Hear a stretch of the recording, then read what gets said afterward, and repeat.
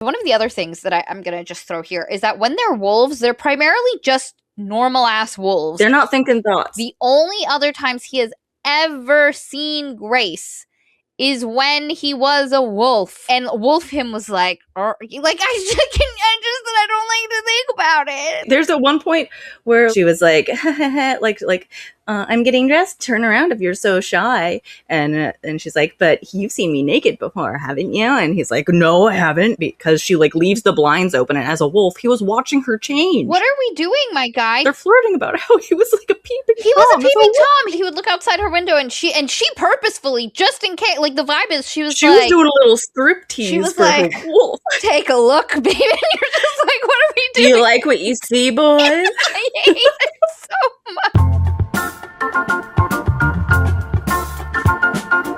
Hi guys, and welcome to another episode of your favorite podcast, Unresolved Textual Tension. It's me, your host. Oh wait, where is she? Maria. And with me today is, wouldn't you know it, Maria. Hi guys. Val, why are we here today? Today we're reading Shiver by Maggie Stiefvater.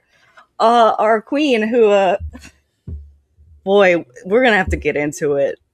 The opinions, the things that we have to say. Maria and I have been messaging each other like, what's going on? All week. I feel like I have been gaslit. Like that this wasn't actually written by Maggie Stiefvater, and that the entire time the book's like, but it is, and I'm like, this can't possibly be, and it is. And you see, right before we hit record, Val was saying you can see the seeds of Maggie. They're here, like they're and a lot of the character archetypes that she likes too, like especially Raven Cycle. It's like the seeds are here, but it is so. And the thing was, I mentioned this before in our. If you've watched our Raven Cycle video, which was a great time, go watch it. Me and Val killed it.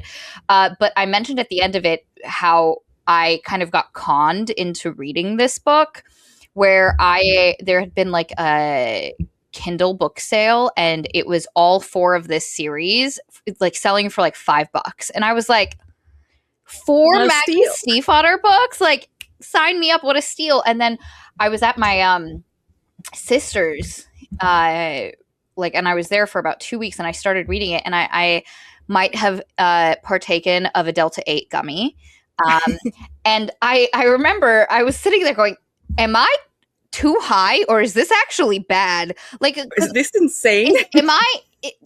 This can't because I kept checking. Like, hi Maria kept pausing, like reading, and looking at the cover on the like the cover page of the book, being like, this is the book that I bought from Maggie Stiefvater, right? Like this, and the badness that you think is coming at the beginning is the tip of the iceberg, because it ends up like, as the writing itself gets better, because like the actual writing does get better as the book continues, the characters get fucking worse. Yeah. What's the premise of this book, Maria? Yes. Oh God. So the premise of this book is, we are in Mercy Falls, Minnesota. It's a small town. Everybody'd be knowing everybody. And our main character, her name is Grace. Forgot her last name. But Grace, I don't know. Yeah. They started using it in like the second half of the book, and I was like, what the whose last name is like what? And then I was like, oh, is that great? It's not like Raven Cycle, where they use all of the boys and all the characters' full names all the time. Anyway, Grace is like a stoic gal who, when she was 11 years old, got like faux mauled by wolves, where she got like some bites. Yeah, she got like some bites and stuff, but it was mainly a lot of like tugging of at her clothes and like snuffling. And then like she ended up not actually getting eaten by a bunch of the wolves, because there was this one wolf that was looking at her, and like her and him, she's 11. They make eye contact, and then like she blacks out. She comes to, she's in front of her house, and her family's like, oh wow, bitch, you got mauled by wolves. And she's like, I'm officially obsessed. And it starts a 6-year obsession with the with this local one old wolves. Yeah. yellow eyes that she made eye contact. Oh my god! And he's got brown fur, and she's just like, hot damn, that wolf's my wolf. And she sits on her little tire swing to be like, hello wolf, where you at? And she loves Christmas because he's always there, and he's not there during summer. And like this girl at the start of this, because like as we all know, Maria is a proud monster boyfriend, monster fucker trash. Proud. And we like do know this about you. I don't mind like giant wolves and like, you know, I'll take Shape of Water, absolutely. Ampersand from the Lindsay Ellis series. Ellis, absolutely. Yeah. There's a lot of, but like just a normal regular ass sized wolf that we cannot express enough to you that this girl is obsessed to the point of like, that wolf's kind of sexy. And she thinks it's just a normal woodland creature. This is just a little regular wolf puppy. Like, not a puppy, but yeah, just like, and she's like, wow, like it's weird right off the bat, and it's so uncomfortable almost immediately. And she's like, my wolf. And unfortunately, this wolf obsession has like her friends know about it. Her family knows that she likes the wolves, but she hides it a bit from them. But lo and behold, some things start going down at Mercy Falls, and it turns out the wolves are not as simple as you did not assume they were, because you knew what you picked up when you bought this book. Ta-da! Werewolves. That wolf she's been obsessed with, he's actually a boy. A human boy. And hijinks ensue. That's the premise. You've been premised. It's insane to read at the beginning, because you're just like, oh, this girl is weird. And then you get like her friends acting like, girl, like, you've had this wolf obsession for a long time, and they're fully in the right. Yes. The book is going to want you to think her friends are kind of bitches, like especially this one friend that we're introduced to. The book is going to be like, that girl just deserts, am I right? And you're like, Justice for Olivia, man. Justice for Isabel, who's another character.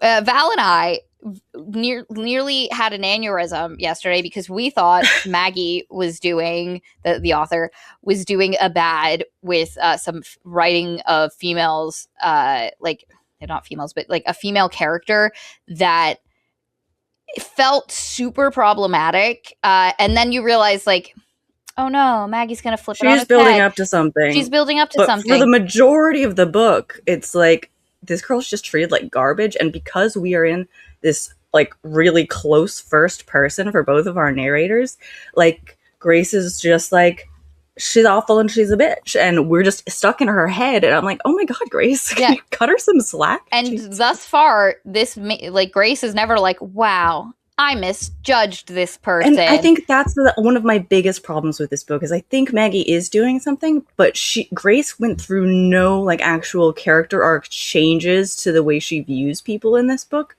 And that's like a huge flaw for her throughout this. And she doesn't address it. She's just like, well, at least I have my hot wolf boyfriend. Mm-hmm.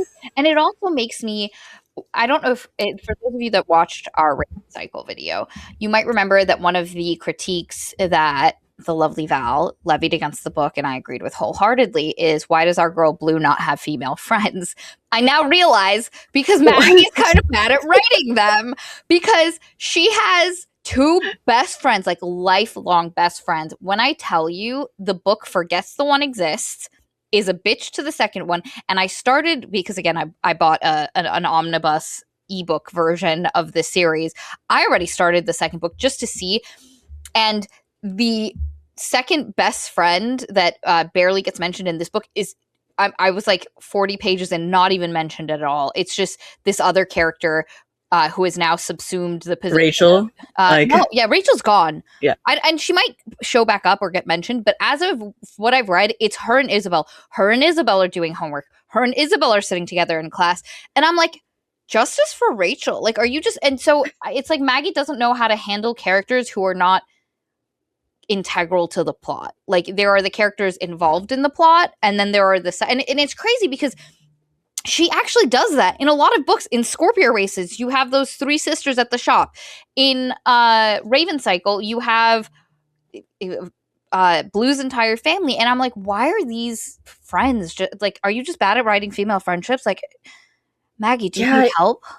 I think if it was like a standalone, it wouldn't be a problem, because we do get that mention that Rachel and Olivia and Grace have all been kind of slowly drifting apart, as often like friendships do in high school. Like, people change, but like, it's an issue in a longer series, and she's clearly just not really interested in Rachel. That's like the fundamental like problem with it. Except to tell us that Rachel's quirky and hyper, and like and she wears striped socks, and like that's it. Rainbow gloves, striped socks, and she's hyper. And it's so weird. Like, that's. And it's not that the male characters in this book are particular. Like, I'm just gonna say the characters in this book are by far like the weakest part. Like, there's like a hint of Maggie in there, like, somewhere, but it's hidden. It's impressive how much she's gotten better, I will say. Like, it is insane. It almost feels like two completely different authors, and it makes me. I was worried a little bit reading this one, especially when I thought that Maggie was being very like shitty in her girl hatey, and I was worried it would make me have to change the way I feel about Piper, who was like the awesome. And I still love Piper. Yeah, Piper is awesome, and luckily, like Isabel is Piper 1.0. It is, and luckily, because I know she actually wants Isabel to be a loved main character, I'm okay with it now. Yeah, there was a stage where I was like, "Do you just hate this girl because she likes pink and has a mini chihuahua?" Where I was like. That's why we're both wearing pink today. We were losing our minds. Justice for Isabel. Let me justice for my like a crazy like a bitch rich girl. Yeah, justice for there we are. There we go. Because let me tell you, it was scary out there. But let's get into it. We're definitely gonna talk a lot about the things, because we could spend 40 minutes, as we have done in other videos, just talking about the issues in this book. But we'll do it. I do want to go through the plot. Yeah, exactly. So this book opens with the mauling scene, the faux maul of our girl, Grace. She's 11. She was on a tire swing. She got dragged off. All the wolves are like snuffling at her, a couple of like maybe bites and stuff, but she's not really registering it. And there, standing separate from the rest of the pack, is this other wolf who's brown, and him got yellow eyes, and he's like. He does like a little like a nudge thing with his nose on her, and she's like, "Wow, I'm in love." I think probably. I'm what? She's 11. She's 11. She's 11 years old. So I don't like it, but anyway, and you're uncomfortable because there's this point where you get the God. It really, the book saves itself because there's this point where you go to the male main character's point of view, Sam, when he was a wolf, in that same thing where he's watching this happen to her, and he was like, I was close, like she was the most beautiful girl I've ever seen in the world. But it also tells you that he was close with the alpha and like the second in command, and so he was like high in the hierarchy of the wolves. So you're like, if this guy's high in the hierarchy of the wolves, is this a grown-ass man? Is this a grown-ass human? Way too long in the book for them to tell us how old he is, and that's like one of my biggest first issues, because this man's perspective, it reads like a man, and you didn't listen to the audiobook, but I like tandem did it with the audiobook. I cannot express to you enough like how small and like petite Grace's narrator sounds, and then Sam just sounds like a 27-year-old man. And like I told Maria, I was like, it feels like, because it's in this tight first person, him talking about how like hot Grace is all the time, it feels like I'm a therapist listening to a sex offender tell me his crimes. Like, and he is just a year older than her. It's fine, but it gives that. And again, you are uncomfortable because it's like, oh, he was one of the top of the pack, and he's 11, and the other people who are in the pack are adults. He's like one of the like. Number one, this book, Maggie, I'm very disappointed. Why are we engaging in the alpha / like the fairy tale 70s fake news I wolf expected better, you dichotomy. Maggie. Like, come the fuck on. There is no, this isn't it, hun. But it is so, like, the way that packs are organized are going to be that, like, there's the elf and then there's the people under him kind of thing. And you're like, oh, because, like, again, I hear this guy is up there in the top echelons of the pack hierarchy, and I think, oh, this is an older human, because especially if you're thinking like it's a full-grown wolf, like, and that's the other thing, do their wolf forms correspond to their human ages or to the age they are, like, when he was 11 years old as a wolf, because, like, he couldn't have, it has to, because we have like 40-year-old wolves, or like 40-year-old werewolves, so when they turn into wolves it has to correspond with their human age, which means he should have been a little tiny, he should have been the equivalent of an 11-year-old as a wolf, which should have been a little tiny baby wolf. The only hint we get as to like the wolf, the werewolf sort of like physiology, if that's the right word, kind of, is that after, we'll learn later that at a certain point, once you turn enough, you're a wolf forever. And we learn that they live just a little bit longer rather than regular wolves, like 15 years, I think they said. But that's all we get. That's all we get. But it's insane because, like, does it start from then? Because, like, I don't know. Beck, I don't know. Beck has been a wolf for 20 years. He's been a werewolf for 20 years. I have so many questions. Maggie, the math ain't mathin'. The math ain't mathin' here. Anyway, so you're a little nervous. You're like, why is this older wolf guy talking about this girl like she's the most beautiful? It's fine. He's 12. Don't worry about it. Don't worry about it. But anyway, he's like, oh no, they're gonna eat this girl. And then it, like, kind of cuts away, and you get that, like, now you get little scenes of her throughout. Like, the beginning has a bunch of time skips, and it would have been really great if each chapter showed how old they are, the year or something. That would be really sweet, and it would help make the, like, insta love of it all way less jarring. Yes. Because we're just sort of led to believe that this girl and this wolf have been flirting with each other for 6 years, and I'm like, that's weird. Yeah, the book is going to pretend later that they've been in love for 6 years, and I'm like, bitch, where? How, my dude?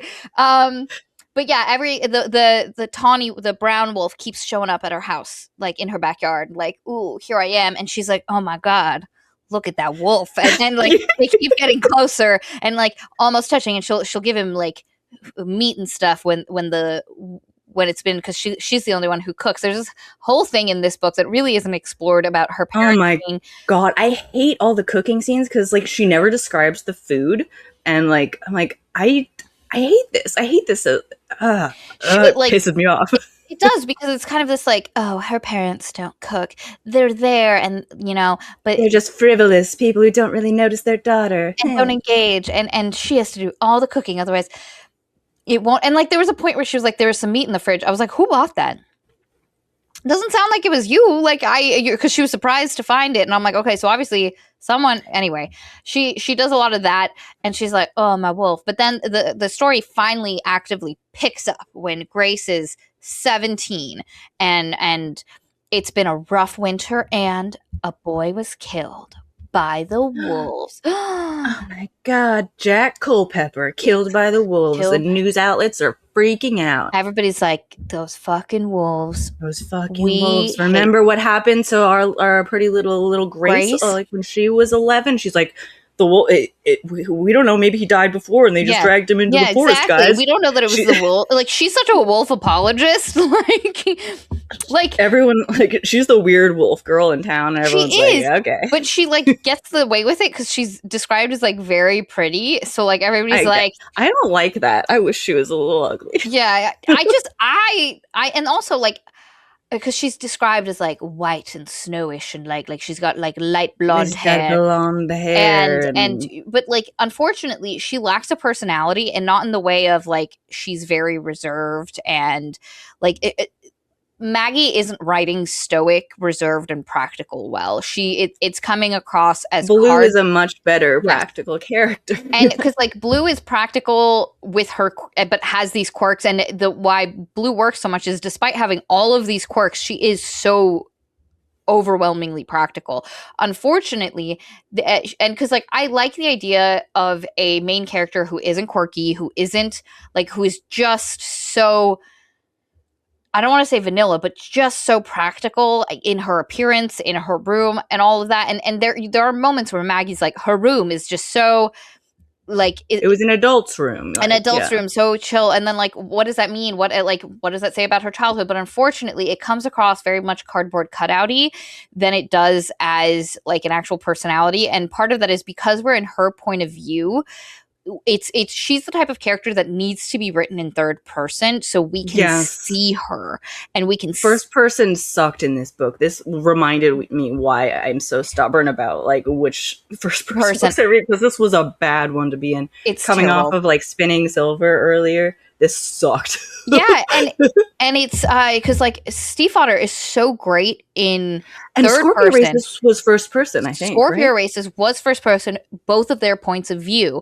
And they were so good. And it's crazy because what's his name? The main character in the main male character in Scorpio Races. I wish I remembered his name. I don't. But he is that stoic kind of like chill with his horse obsession. Like he is the male version of Grace, but he works so much better because the way he is written, and also because we see him more in more fleshed out ways as like, because like when the two main characters in Scorpio Races meet each other, they see each other from a distance and then slowly come together so that you get to observe them while also getting their first person narration.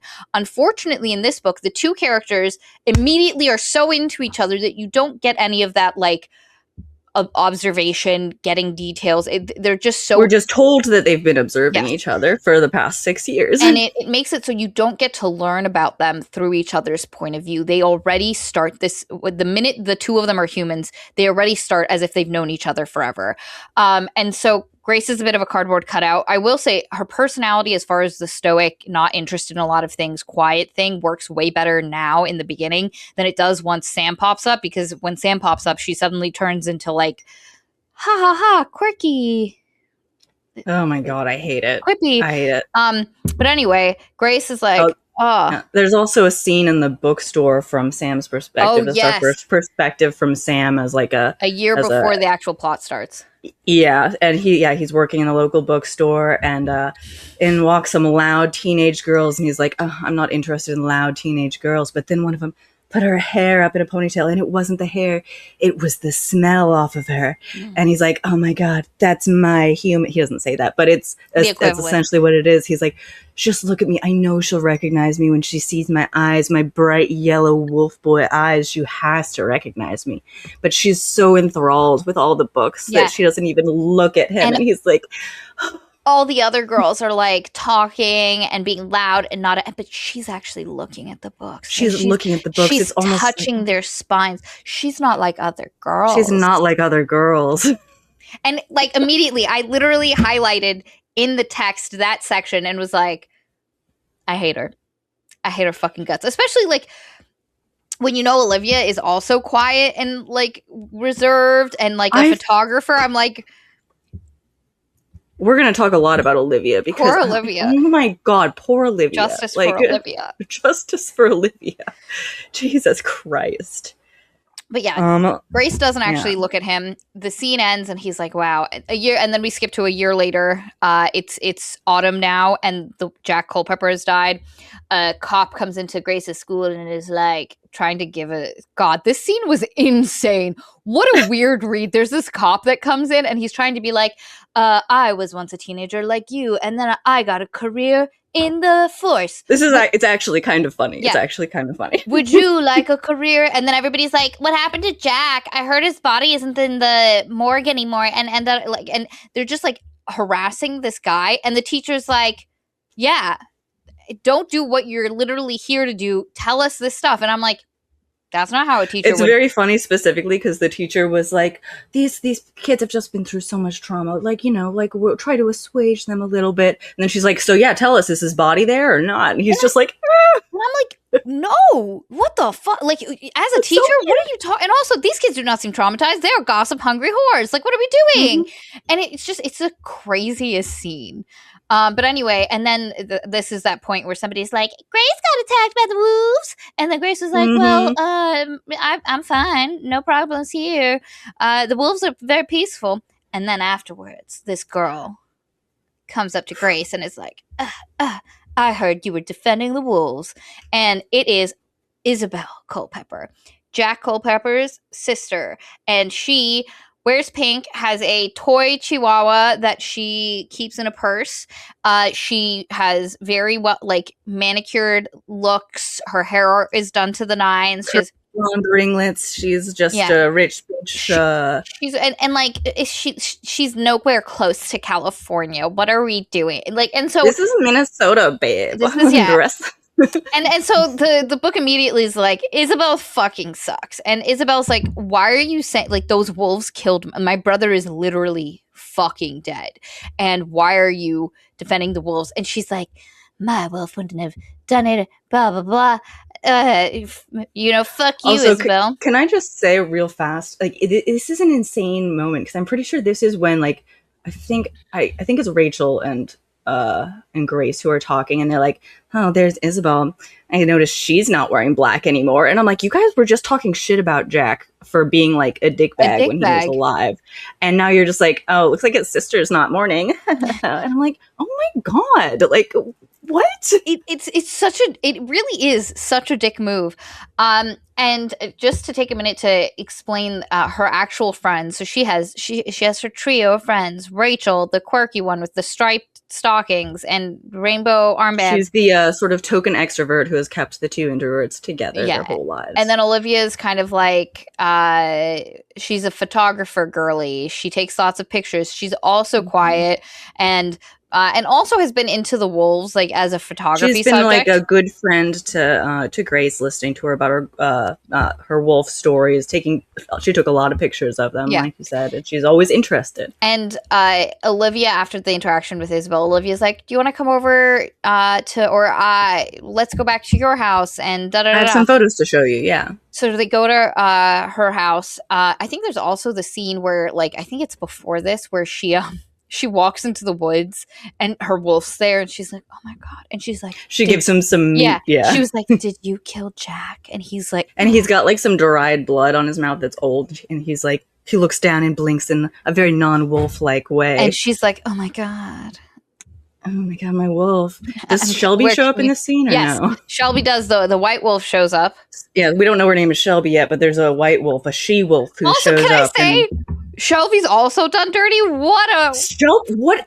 You didn't listen to the audiobook, but when we get to the flashback about Shelby, the accent they do for that girl feels so, like, rude. Like, it's this dumb little hillbilly accent. Like, I hate it so much. It just feels awful. Yeah, Shelby legitimately was done really, really dirty. At least Olivia and Isabel are going to have a chance for, like, the story to redeem how it did them. But Shelby just gets fucking bodied. And also, like, the book is so dismissive of her feelings to Sam. And oh my God, so I hate that. We'll get to it. Yeah, so this white wolf comes and is like, grr. And she's like, wow, it's like she's possessive over my wolf. And they end up leaving, and, like, she goes inside. Like her wolf like kind of like backs her back so she can go safely inside, and then that night the white wolf like kind of like shows up at her window and is like scratching at her window and then pees on her front porch. Yeah.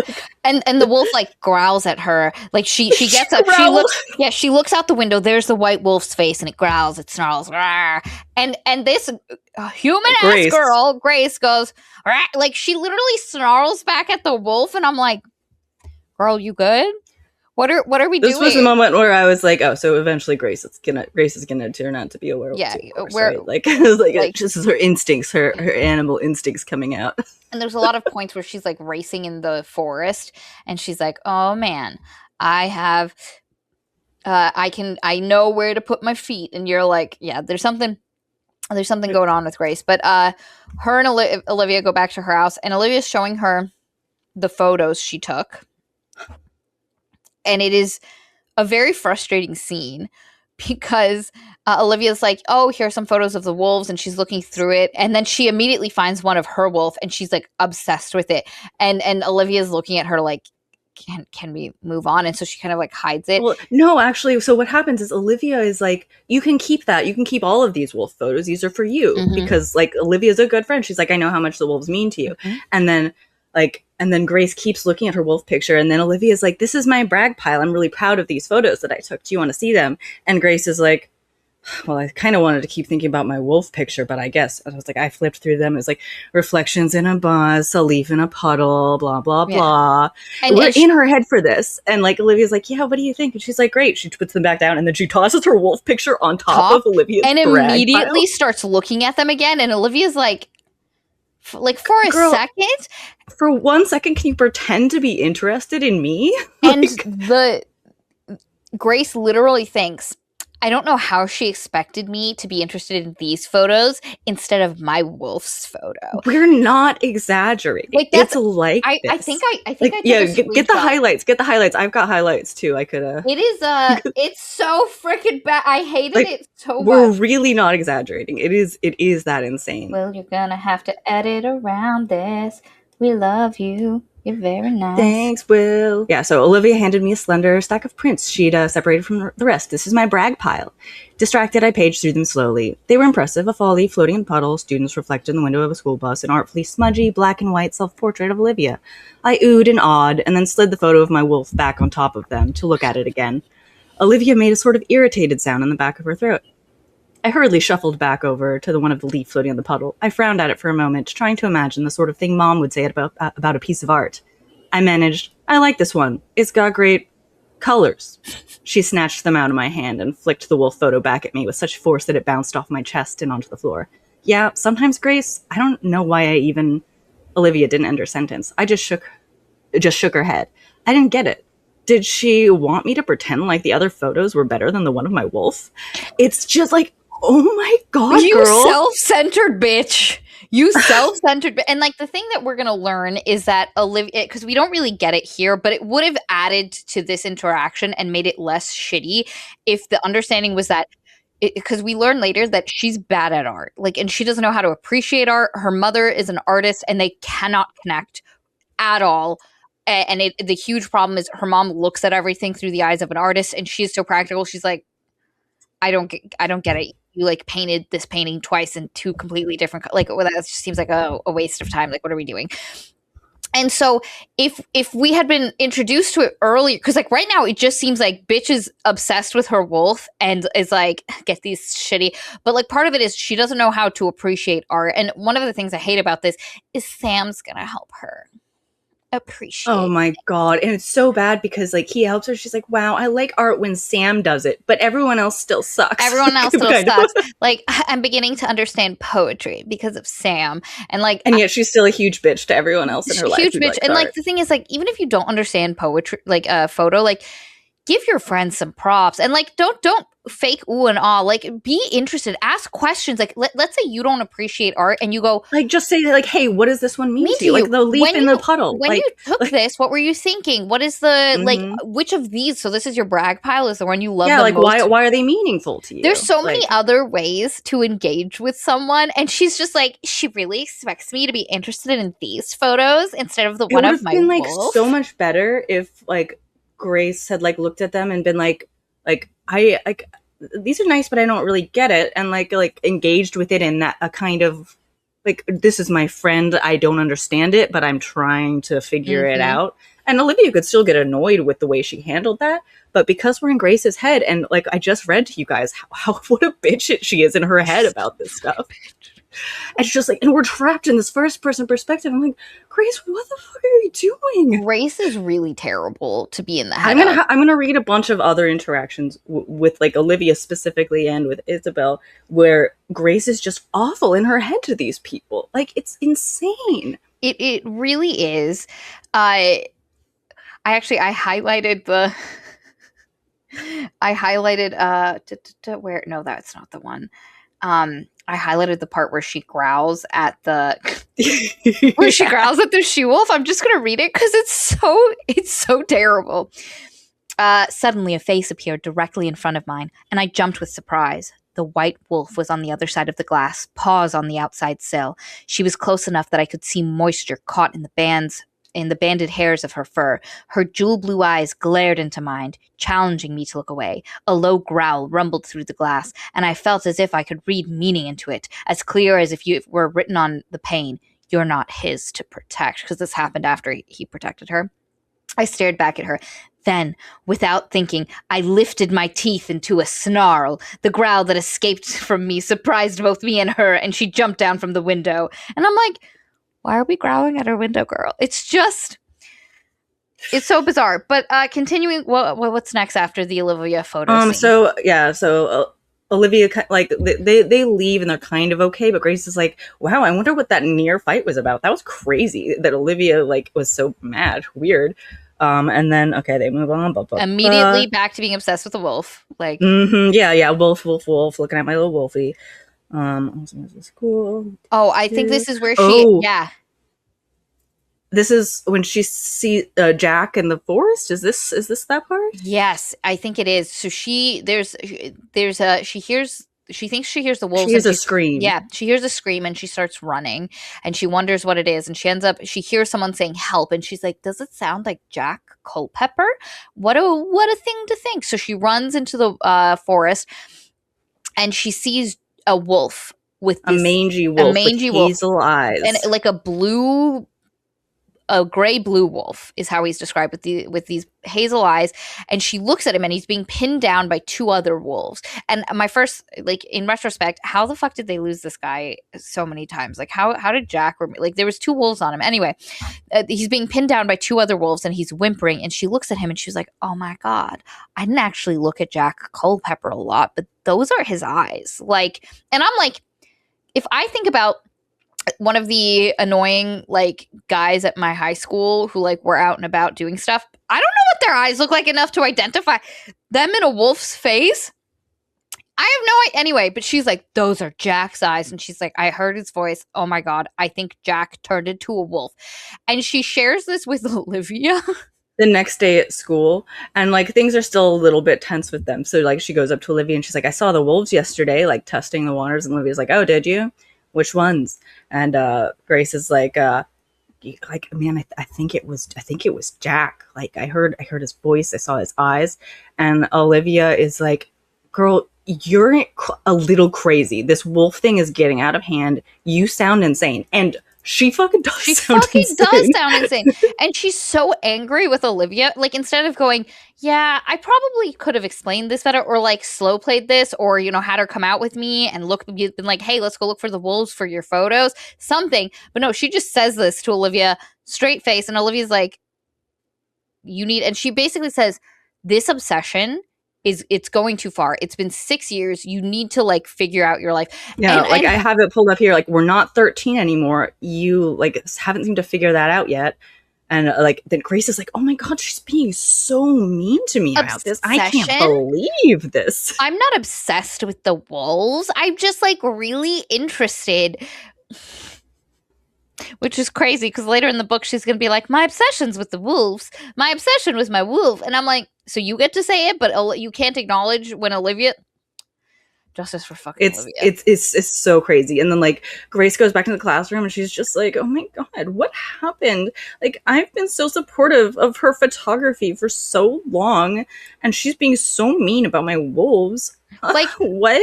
Like, one of those things is an actual hobby, and one of the other things is, like, not a hobby. You know, like, it's not like she studies wolves. She wants to be a biologist. Like, no, her just obsessed. Like, hobby. I think at this point I messaged you and I was like, someone just needed to take this girl to a furry convention. Like, yeah, like, you know, introduce her to, like, a community of like-minded people, and then also see that they do other stuff and have jobs and, like, go to parties and stuff with their friends.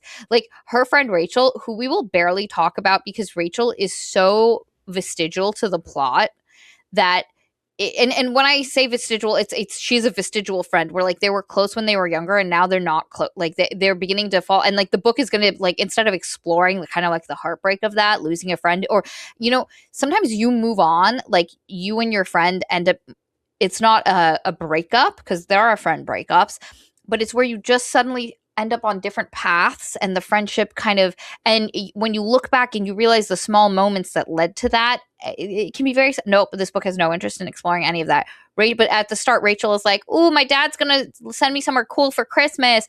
you and Olivia should come. And she's like, I don't want to go on a free trip. For Christmas? That's when my wolf is out, wolf baby. is here. Why would I go on a free trip somewhere fun with my friends? Girl, obsession. Oh my God. Obsession. So after this falling out with Olivia, what happens is she goes into class and she's like, oh my God, what happened? And then like Olivia comes up. I gotta read this. The way she's described as walking to the room, like Isabel? it's so weird. Yeah, my thoughts were cut short by the sound of cork heels squelching into the room.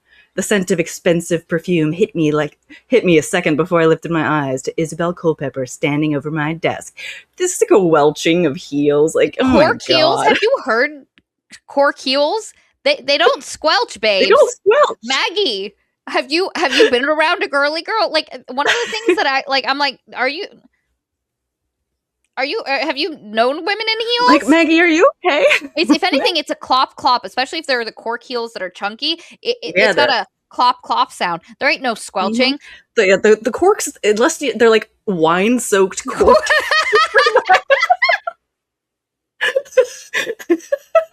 That's the real rich girl, cork heel. Oh my God. Soaked in the finest wine, squelching everywhere I go. But again, the book and by virtue of it being close first person, she thinks absolutely shittily of this person. And while the book tells you that Isabel has done terrible things, like she's destroyed people's lives, you doesn't never show us see at it. all. You never see. She's a gossip. One time she like spread a rumor about a girl and like a football player in the bleachers, and I'm like, okay, like okay, I don't know. Yeah, people are bitches in high school sometimes. And but also like we never see it. Like there's never a point where she doesn't show it, where she's doing it, and you're like, wow, that's a bit. So like we're just told that she did a bitchy thing once, I guess, and she's. Oh, like the worst in the world. Now she deserves no empathy whatsoever. Her brother just died. Like anyway, so Isabel comes up and she's like, hey girl, like, the wolves suck. I heard you were defending them and saying they suck. Yeah, and like Grace is like, yeah, whatever. Like, and then Isabel's like, well, there's nothing to worry about because the wolves won't be here for much longer anyway. And Grace is like, what? And she's like, yeah, my daddy is so mad. He's got hunters in the woods and they're gonna kill all of them. And Grace is like, my wolf! Oh my God! And she runs out of school to her car. Yep. Like rushes past the police officers into the woods and like, where's my wolf? Like, and there are men out there with active guns, right, doing the shooting, and she pretends one of her friends is a photographer taking pictures, and so they have to stop. And she hears the shots going off. Like this girl is just running in the woods. She hears shots going off, and you're like, oh no, they found wolves. What's happening? And she ends up like back, like her car stalls out by where the police officers are. And she ends up having to like run back to her own house, like, or I think the cops. So one of the hunters in the woods, because she does actively run into the woods. He's like, "Oh, I know you. Your family has the house on the edge of the woods. You need to get back to safety." So he walks her to the edge of the woods, and like into her backyard essentially. And he's like, do you need?" She's like, "I can get the rest of the way myself, thanks." So, but then she walks up to her back porch, and on the porch, there's a naked boy. Like bleeding on her porch, and before he even looks up at her with his eyes, she knows. She just knows. She can smell it. It's her wolf. It smells just like she smells it before she even sees the body, and she's like, "Oh my God," because she has like a heightened sense of smell. By this point, there's been enough clues laid out that she got a little bit of wolf senses. It's like Spidey senses, but less cool. And she's like, oh my God. So like she takes him inside. She has to get him she takes him to the hospital, and he's got the. This is a weird scene. This is such a weird scene because like the nurse comes in and is like, you can go home, sweetheart. And she's like, no, I'm going to stay here. She's they're talking, and then she's like, what happened? Like, oh yeah, the hunters in the woods shot him. And she's like, oh, sweetheart, the hunters in the woods didn't shoot this boy. And she's like, what are you talking about? She's like, did you see his arms? And he's got cut marks on his arms, guys. This is like, This feels very like 2000s, like Yep. edgy Yep. style, and but like this is an insane way for a nurse to act. Like she, it's so weird. Like It really is, because the nurse is basically like, is that what he told you happened? no, sweetheart, Oh, he tried to himself for real, for sure, for sure, 100%. because like we've seen these scars before. And then the nurse ends up leaving, and he opens his eyes, and he's like, "Surprise! I'm already partially healed, and the sedation didn't, because he was under enough sedation that he shouldn't have woken up until like the next day." And he Yeah, was like, "We gotta get out of here before they realize I'm partially healed." And she's like, "Oh my god, my wolf boy is talking to me." And he also was like, "Also, I didn't kill myself. My parents tried." And it is given to you in such a blasé way.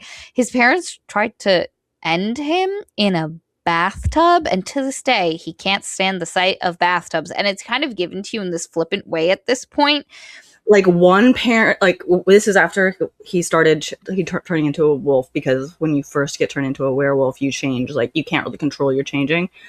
So his parents hated this, so they put him in a bathtub. Each one took like trigger warning for anyone, like one wrist, and just like went at it. They're like in prison now. Yeah. That was the only. There's later a point. God, this book is fucked.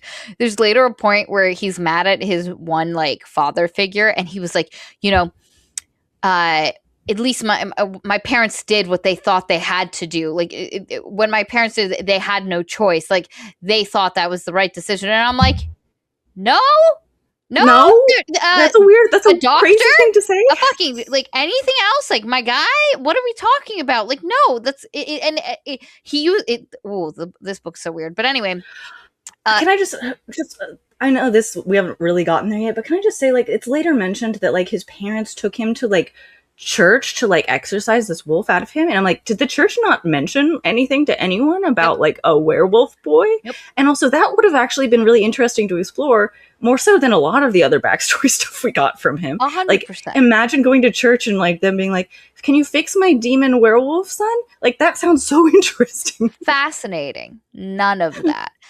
None of it. They end up skedaddling from the hospital, and they go back to Grace's house. Can I just say real fast that in order to get like scrub pants for our boy to escape the hospital, a young man nurse comes in, and because after learning about the cut scars, Grace faints, and like this nurse catches her, and his hand is too close to her boob. I don't know why we're thinking about that.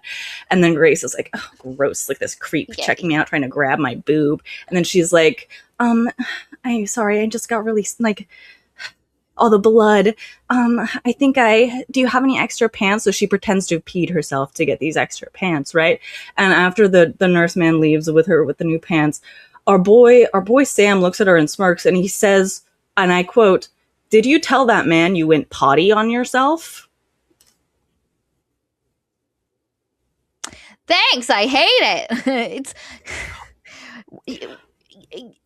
I can't begin to the tell phrasing. You what are and it's she thinks it's cute. She's like immediately they start like because if the banter, like imagine if you were on a first date, because technically this is the first time they're meeting as humans. They're both kind of into each other for unknown reasons, and this guy says something like this to you.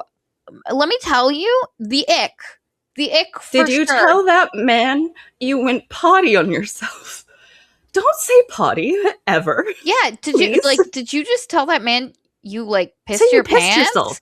Like anything. Like you're 18 years old, my guy. And the thing is, this is something you can get away with if you've been in a relationship for like 3 years and you've gotten to that point where you guys now have like weird ways you like you've got like weird little flirty things. Yeah. They're like, well, we started saying this as a joke, and now we're saying it for real kind of thing. And like it now it's just part of our daily vocabulary. Like absolutely. But like the first time, and she responds to it like tee, like it's just such a weird interaction. And then when they escape the hospital, she's like, with me walking next to him and him in nurse's scrubs, nobody even paused. And I'm like, you got him pants. You got him scrub pants. Is he shirtless? Is he wearing the hospital gown? Why are people? And also, he's barefoot. Why are people letting y'all walk right out of this? Because she's like, with the scrubs, we're basically incognito. Nobody can tell. And I'm like, he brought you a whole set of scrubs? I heard pants. Why would he bring you a shirt? I don't understand any of this. But yeah, they escape. We begin to start learning stuff. And so I'm just going to tell you some of the basic wolf lore now, so we get it out of the way. As the seasons change, the wolves are either werewolf, or they're in wolf form, or they're human. So when it is warm outside, they be human. Which is also like wild. That should be the season you're a wolf, because there's way more game and stuff around. And maybe it's because there's more people in the, like, I don't anyway. But when it gets cold, they turn into wolfies, and they be out there and they can't control it. When the temperature starts dipping to a certain point, their body just calls for them to change, and they can delay it by dressing warmly, by putting the heat on, by staying like out of the cold. But at a certain point, if they get too much interaction with the cold, it is gonna affect them, and they turn like wolf. And the other thing that we need to talk about, because it's really dumb, and so I read at the end, Maggie mentions what inspired her to write this book, which was The Time Traveler's Wife. I think that's what it's called. And it's one of those where it's like, oh my God, he's gonna die. And she liked that imminent threat of death, and she says that she wanted to try and make people cry, like that book made her cry. So she does one of the dumbest things, where one of the things that happens when you are a wolfy person is after a certain amount of time, so as you age, the time that you are that you're a human gets less and less, because it takes more warm weather, like it has to be a higher degree of warmth for you to turn back into a human, and you start turning into a wolf earlier. It doesn't have to get as cold for you to turn. And as that begins to shrink, eventually you get to a point where you have your last year as a human, and you turn into a wolf, and you're just a wolf for the rest of your life. Apparently 15 more years. So you've got like 50-year-old wolves out there. Who knew? And for some reason, despite the fact that he's only been a wolf for about 12 years, our boy knows that this is his last year. Sam knows that because he wasn't a human over summer. Like, he didn't turn into a human this summer I think at the hospital he's like, it's so nice that it's summer now, right? Yeah. Because this is his first time turning into a human again for this year. And she's like, boy, it's September. And he's like, oh shit. Yeah, we're heading into October, my guy. And he's like, oh no, I never turned. And so he's like, this is my last year.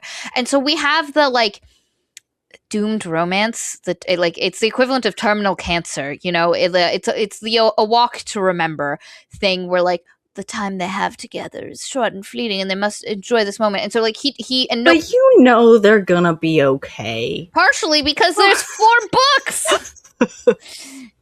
Unfortunately, it's like when you watch a TV series and there's like 12 seasons, and you're like, okay, this main character isn't gonna die. Unless you're watching Game of Thrones, then who the fuck knows? But so it's not gonna pan out like that. But he's like, it's my last year. I can't tell Grace. And immediately these two are like into each other, and not in a talking like besties, like flirty. Like they've been like, it's so weird. It doesn't make any sense. It happens so quick. So to put it in perspective, she takes him to her house. They go to sleep. That morning, he decides to try and make breakfast. Like, the two of them are trying to make breakfast. They kiss. It's day 2. They kiss day 2. This is day 2. It's been less than 24 hours since like they have met formally as human beings. Like, yeah, he sleeps in her bed, and like he like go downstairs and make breakfast. Can I say it's a little weird? They don't explain it, but this guy likes eggs a little too much. I don't know why they keep talking about eggs. And at one point later, he's like, yeah, Beck, my werewolf dad, was like, he obliged my egg fixation. And I'm like, we're not going to explore the fact that you just said egg fixation? What are we talking? And it's funny because my partner, his favorite food is eggs. He will eat eggs. Are a good food. He'll eat them, and because of their simplicity and how much they can be used. But this guy literally uses the words egg fixation. Very weird. But yeah, they kiss immediately, and they immediately start acting like there's a point where, so I think this happens, and she takes the day off school, And then the next day she has to go to school. And so they spend the day together. I don't even remember what they really do. But the next and at this point, we gotta say a fun quirk of Sam, our werewolf boy, is that he really likes music. Oh and my he, God, I hated writes, this. Whenever he's in a moment, sometimes he'll just think of lyrics and forces them upon us, and they're always so bad. Maggie, because like the thing that I learned. Also reading the thing is Maggie is a musician, which you also know if you've listened to a lot of her audiobooks. She writes like the intro and outro music. Mm-hmm. She'll write those. She's a good musician. She's a great artist. Yeah, she's a very talented person. But my God, these lyrics. And the thing is, there's just so much of them. And they're so like, boy sad he wolf and he gonna die. And this girl is his summertime sunshine. Here, I got one. I immediately turned this thought over in my head, creating lyrics. You're my change of skin, my summer, winter, fall. I spring to follow you. This loss is beautiful. And the second it took me to compose the lyric and imagine the guitar riff that would go with it. Like, yeah, it's... Yeah. And it happens all the time. Anytime something emotionally impactful happens, Sam's got to give us a little... my summer girl, my sunshine girl. And you're just like, no, my guy, you just... Like, no. The thing is... The majority of the time that he saw her, because one of the other things that I'm going to just throw here is that when they're wolves, they're primarily just normal ass wolves. They're not thinking thoughts. Yeah, they don't have like human thoughts. Like the wolf brain isn't capable of having the same type of thoughts that a human brain does, so they just don't. They do have the magical power. Like the only magical power they have is they can send picture messages to each other through, I don't know, wolf AOL. You know, like, AIM. AIM. Like they've got, and they can just send picture messages to each other to like impart meaning.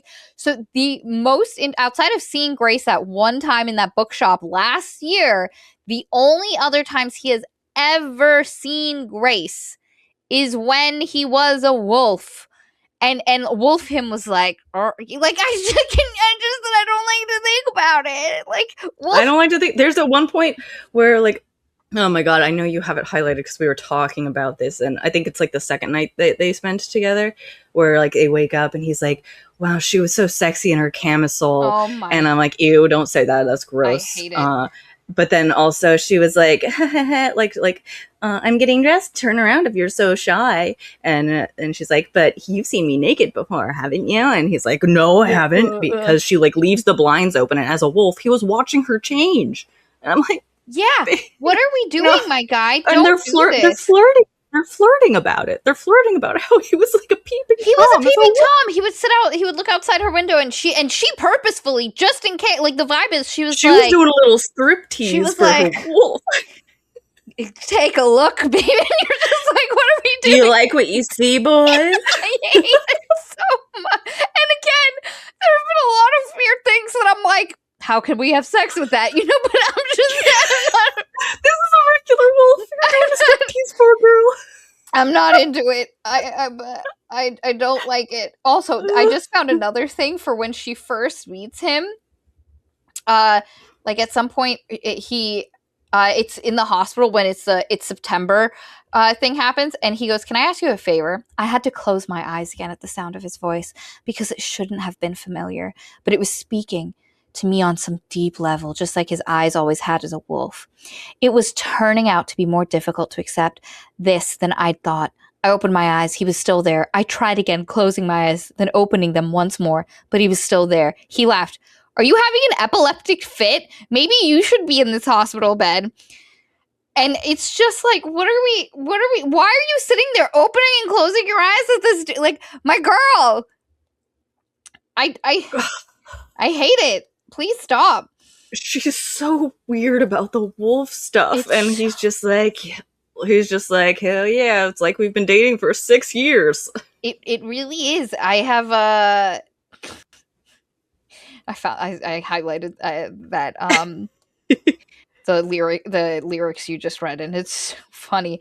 Oh, so here's a great, like, just a Grace groaned, then shrugged. You know what? I haven't missed class since I started high school. I got an award for it last year and a free Oh pizza my or something. God. She climbed out of bed. In the daylight, I could see how clingy and unbearably sexy her camisole top was. I turned away. And this is, you don't have to be so chaste, you know. It's not like I'm naked. You haven't seen me naked, have you? No, my answer came out distinctly rushed. She grinned at my lie and pulled out some jeans from the closet floor.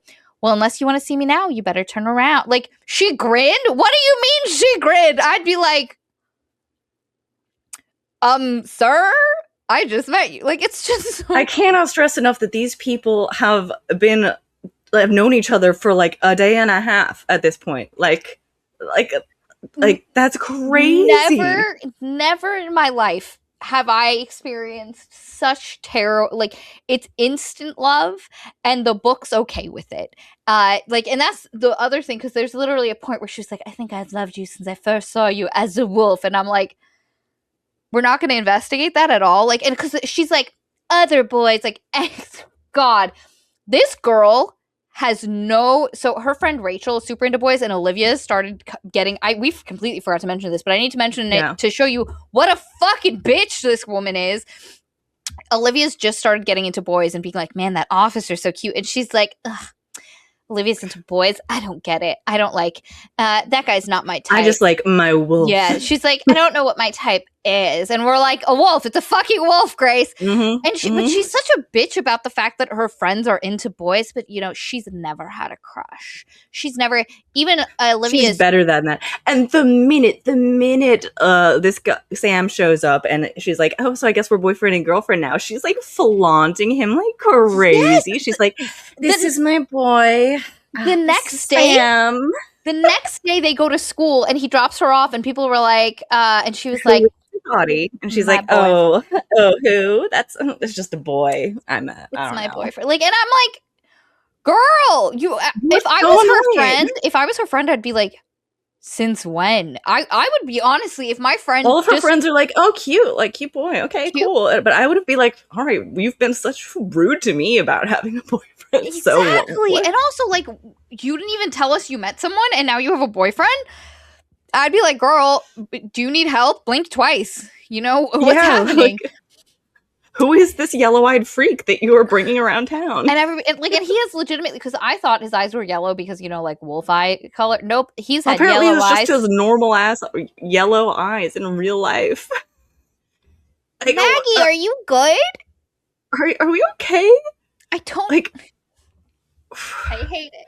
And they're not like dark amber eyes. They're described as like piercing, like yellow eyes. Like if you've ever yellow cat eyes, like that's what we've got here. You know those like memes of like people whose eyes are just a little too blue and they're like, please put on brown contacts. I'm like scared. Like it's like that, but with these freak ass yellow eyes. And he's got black curly hair and what a combo. Oh no, like, it's not curly, it's like a mop top. Yeah. It's like a Justin Bieber like Beatles mop top situation. Oh my god. Also, like, get out of here with your bumblebee color scheme. Like, I got nothing for you. But yeah, they spend the day together. They do stuff, I guess. I think they look for Jack because she tells him about Jack, I think. And then the next day she has school. Oh, you know what they do? They play 20 questions to get to know each other. Which is not 20 questions. In my mind, 20 questions is you think of a thing and someone has 20 questions to guess the thing. Yep. But they take 20 questions as, I'm going to ask you 20 questions. And in this case, that means like 5 questions. Yes. That we go back and forth on.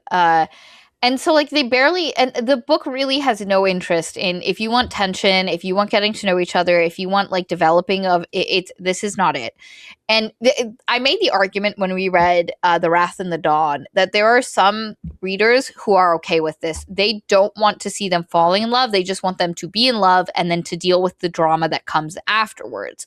If that's you and you're okay with some of the weird stuff and, like, unfortunately, like, the first third of this book, the writing is just very juvenile and clunky. Like, it's not like it, and it's really weird because Stiefvater is such a lyrical and like fantastic wordsmith in her other books, and here it ain't happening. But there's like a couple of like like similes, metaphors where I'm like, I see like an echo of the Maggie that I know here, but none of them like hit me like a punch to the gut like the Raven cycle does. It's just like it's weak, and some of them are just actively cringy. Yeah, there's a lot of cringe that's happening. But anyway, if you are someone who wants, like, they just fall in love and then have to deal with the, you know, things, this, you'll love this. They just are. Love has happened. Don't ask questions. They're in love with each other. If that's fun for you, yeah, sure. It's not fun for me. This was so not. We just did the romance tropes ranking for Val. If you're not part of our Patreon, it's a Patreon exclusive. Yeah, we did for one of our Patreon. Once a month, we do a live stream for our Patreon, and this last one, Will, Katie, Elin, and I had to guess what Val's ranking was for certain romance tropes. It was a lot of fun. It was a ton of fun. Great time. We do fun stuff like that. Join our Patreon. See, Will, I didn't wait till the end of the video. Ooh, yay! Boy. But we had some disagreements on a few things. We definitely have some differences on our tastes, but this hit neither of our. This scratched no itches. And the thing is, you have a pretty wide like variety of things and tropes that you could have hit on for either of us, and this just heckin' miss. Yeah, the romance was like absolutely nothing to me. I'm just like, why do you guys like each other? You both suck so bad. Yeah, and it's so unfortunate because my rewrite of the story is to just do the entire thing from a different character's point of view. Isabel. And it wouldn't be a romance, at least not for this book. It would maybe work its way to one, but like 100% not for this book. And but it's one of those where like, I can't have that. That's not what the book's trying to do. And anyway, so they do the 20 questions. The next day she goes to school. Olivia's mad at her. Not talking to her. Yeah. Rachel's like, oh my god, a wolf showed up at school yesterday, girlfriend. What a weird day for you not to be here. Yeah, and Rachel's like, oh my god, what did the wolf look like? She's like, I don't know, a wolf. And then she describes like this mangy wolf, and she's like, oh my god, it's Jack. Jack was at school yesterday. That's crazy. And I think Sam at one point like looks at Olivia's wolf pictures back in like Grace's room and like identifies the different wolves in the pictures that Olivia has taken over the years. He's like, oh yeah, this one's Shelby, this one's Paul, back. This one's Ulrich, maybe. Like, yeah. Not all of them are important. The ones that matter are Shelby, Beck, kind of Paul, I guess. Paul's the alpha. Beck is of the wolf community. He's the one that was kind of like taking new wolves, teach them the ropes. And he's also the person where his house, he had been a hotshot lawyer before he got turned. And so he made quite a bit of money. And so he bought a house that everyone could stay at when they were in their human forms. And so he kind of, like takes care of everyone. So he's kind of like the caretaker. It's funny. It describes him as like the leader when they're humans and Paul's the leader when they're wolves. Again, shouldn't work like that. But ask questions. But when seeing the photo, Sam's like, "Oh, who's this wolf?" And she's like, "Oh my god, you don't know what you look like as a wolf. That's you, my handsome boy. You're the most beautiful of all, my beautiful baby boy. Look at you." And he's like, "Whoa, I have no connection to that face." And it's like, well, that's yours, buddy. And I think the next big thing that happens is Isabel is like, "Yo, I spoke to Jack." Like Isabel, like frantic. You can tell she's been crying. Her eyes are bloodshot. She doesn't look good. She's a little less put together. And she like corners Grace at school, and she's like, "Yo, I need to talk to you." And Grace is like, "I don't want to talk to you." Even though, like, if I see someone who looks distraught, who's normally immaculately put together and looks like shit, whose brother just died. We cannot stress this enough. Her brother just died. And Grace is like, this bitch. And then her brother kind of sucked too. Yeah. And then she's like, "Can we talk?" And then she's like, at first she says no, and she's like, "Please." And so they end up going to a separate room, and she's like, "Yo, I spoke to Jack. He's a human. And I don't know what's happening, but as he went away, he said, you knew something about this. And she was like, why would Jack say that? But she's also just pretending like, I don't know what you're talking about. And like being You're super crazy. She's like, get help. She says get help multiple times in this. Which is just... what a thing. And instead of being like, hey, you know, because like my first instinct would be like, okay, she has spoken to Jack. She halfway knows what's going on. I need to talk to Sam about what we can do, you know? And she doesn't. Like, she's just like, I need to keep my wolf secret, so I'm not going to talk to this girl who's clearly going through something. Let me tell you, Sam and Grace are so unconcerned with things that are happening to other people. It is... they only care about each other. Like, I have a limited amount of time, so I'm just going to love you deeply for this limited time that we have together. And then, like, they'll show an ounce of concern for someone for, like, half a second, and then they'll be like, oh, but then he's really hot. And then they'll go back to their lovey-dovey. And also, can I say there's no chemistry between these two characters? Like, there's no chemistry. I'm never into them as a couple. Like, there's points where, like, it's crazy how little steam there is, because this isn't the kind of book that's going to give you any smut. You know, like, there's no active smut happening. There's a fade to black, but there's no steam. Like, there's never a point where I'm like... oh. They, like, get a little handsy in bed sometimes, but it's just kind of gross. And also, it's almost always like sad. Like, it's like, it's really fucking weird. Where most of the time when they were doing stuff, I was like, God, I'm bummed. Like, I was just really fucking bummed anytime I don't understand, because, like, I know she can write a scene where characters are into each other. I've read it. I was there, but, like, this ain't it. Can I just read this bit? It was I think it was a little bit before, but it's just such a Grace moment. For a moment, I felt an irrational stab of guilt that my feelings for Sam were replacing those that I had for my wolf, until I remembered that he was my wolf. All over again, I had the weird sensation of the ground shifting beneath me at the fact of his existence, immediately followed by relief. My obsession was so easy now. The only thing I had to do was explain to my friends where my new boyfriend had come from. I'm like, oh, God. Yeah, like, and also, again, now she's like, my obsession's so easy. But when Olivia dared to call it an obsession, she's like, it's not an obsession. I'm just interested. Like, yeah. And now she's active. Multiple times she calls it obsession. Yes. She's like, my 6-year-long obsession was all worth it. And I'm like, fuck you, you hoe. Like, your friends have dealt with a lot, and you are just the worst. How convenient that my sexy wolf turned out to be a sexy boy. the best thing ever. What happens? There's a lot of like tiny... I've got my notes. My notes good. Here. Let's see. Because there's a lot of like tiny scenes of them like cooking or doing random they get a little steamy in bed. Sam is like, no, I have to be a gentleman. I want to do this right. Blah, blah, blah. Sam meets Rachel, and she's like, oh my God. And then Rachel is like, you? Yeah. Rachel's so nothing of a character. Oh, but during that scene where Sam and Rachel meet, it's like, hi boy. Rachel's like, oh my God, you missed school again. That's crazy. By the way, a wolf showed up at Olivia's house. It was like clawing at the door. Isn't that so scary? Isn't that so scary that a wolf was clawing at Olivia's door? And for like 1 second, Grace is like, I'm still really mad at Olivia, but I'm just like, that's scary. My wolf? But what about Wolf? Which wolf was that? Yeah. She's like, almost like 1 second of concern for Olivia. And then gone. And she's like, she's still pissed because of the fight. And I'm like, girl, I would be worried that Jack, because like one of the things we learn is that Jack as a normal human was very volatile temperament-wise, and being a wolf only makes that worse. And so I'd be like, if Jack is around Olivia's house, what if he bites her? And my first thought would be like, yo, I need to like connect.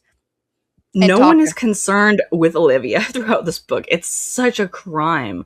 Oh my God. It really, and it's going to get worse. You do not understand how bad her neglect of this friend is going to be.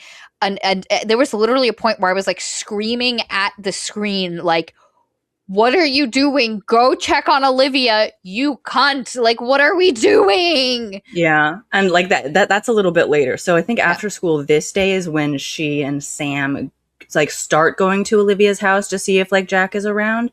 But then they end up just sitting in the car talking about German poetry Yep. for like a long time. And I think eventually they do see Jack. Sam, it's cold, so Sam stupidly runs outside and chases after Jack. Grace has to like take him home. Is this where she takes him to Beck's house and puts him in the bath, or is that later? I think so. So actually, yeah, they get to the Beck's house because actually there's a scene that happens before, kind of like in between this, where he takes her to Beck's house.